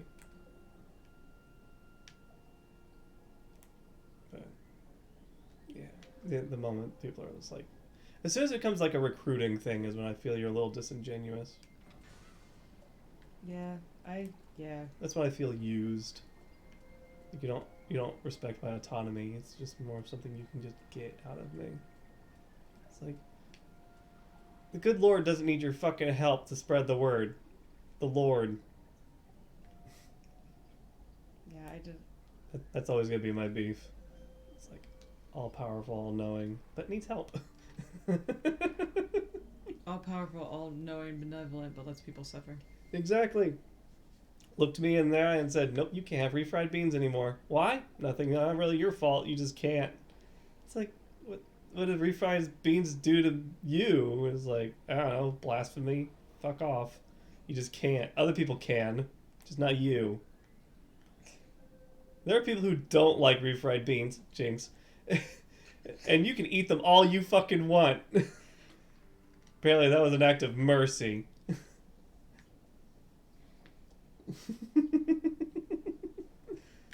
Take things from those who don't want to give to those who do. But you can't, because you won't. I'm just fed up. Yeah, no, I just... There's this whole discourse about, like autonomy and choices, and it's like, I'll show you my autonomy. It's called I tried. Yeah. Can't say I didn't. There are countless foods and cultures and all the ways in which they can prepare the same basic ingredients, and I can safely experience 20th of them. And that's not fucking cool. Like, behold the splendor and beauty of the world and things that will help you sustain and live a fulsome life. You can't have that. Not anymore. Except for you. Yep. And no amount of conversion will make me be able to eat that food. Yeah. Yeah. I will fight a person. Take the black note. I hate when people use religion to excuse refusing to learn. Yep. Or refusing to acknowledge harmful practices. My mother. Yep. Your mother. Yep. Ooh. Pandora's box. Don't open it. Skips a hazard's turn one time. That's pretty cool. I would just keep on to that for like the worst fucking fight you've ever did see. You know? Yep. I like don't want to keep it here in case a thief fucking steals it, but I will absolutely store it. And then I also have this Eye of Loon. Looks like a giant marble, except squishy. Increases boarding party's observation for the duration of the hazard. Thing's worth 1,000. Like loon, like the bird? Lun, just Oh. like the moon. Oh. Alright, so I'm gonna put this stuff away. And I got a special alloy. Used in the creation of deep diving subs. I was gonna say you need to start saving too. Yeah, I know it's time. Merry Christmas! Thank you. Happy holidays. Yeah, we got like an hour. Merry Chrysler! Happy crisis. So, of course we're gonna be okay. Really know who I am. I'm the sugar bitch. Thanks. Thanks for popping in. I'm saying that. You're always so sweet whenever we see you. I like you. But unfortunately you've popped in right as I'm about ready to cut it because I have to prepare a roast. Yeah, we gotta prepare our food for tomorrow. I gotta season it and then get it ready so it gets a good crust on it, and I'm gonna fuck that roast up. It's gonna be so good. Spirios. Not Spiriosa. Wingardium. Oh, I thought you were doing like Imperator. Oh. It's Imperator. an I? Imperator. No, like seriously, it starts with an I. I'm sorry. Feel free to watch the replay. I'm so sorry. We have terrible timing with you, I think. Yeah, it's like going on 11. Yeah, it is. I would gladly play this game until like 2 a.m, but it's not good for me. I was gonna say you could do it if you could explain to me how to prepare the food. But None. But I want the food to come out good. No, I can't. I can't play a game that long anymore. It's also been like 4-5 hours. 4 hours. We've been streaming for 4 hours. Yeah.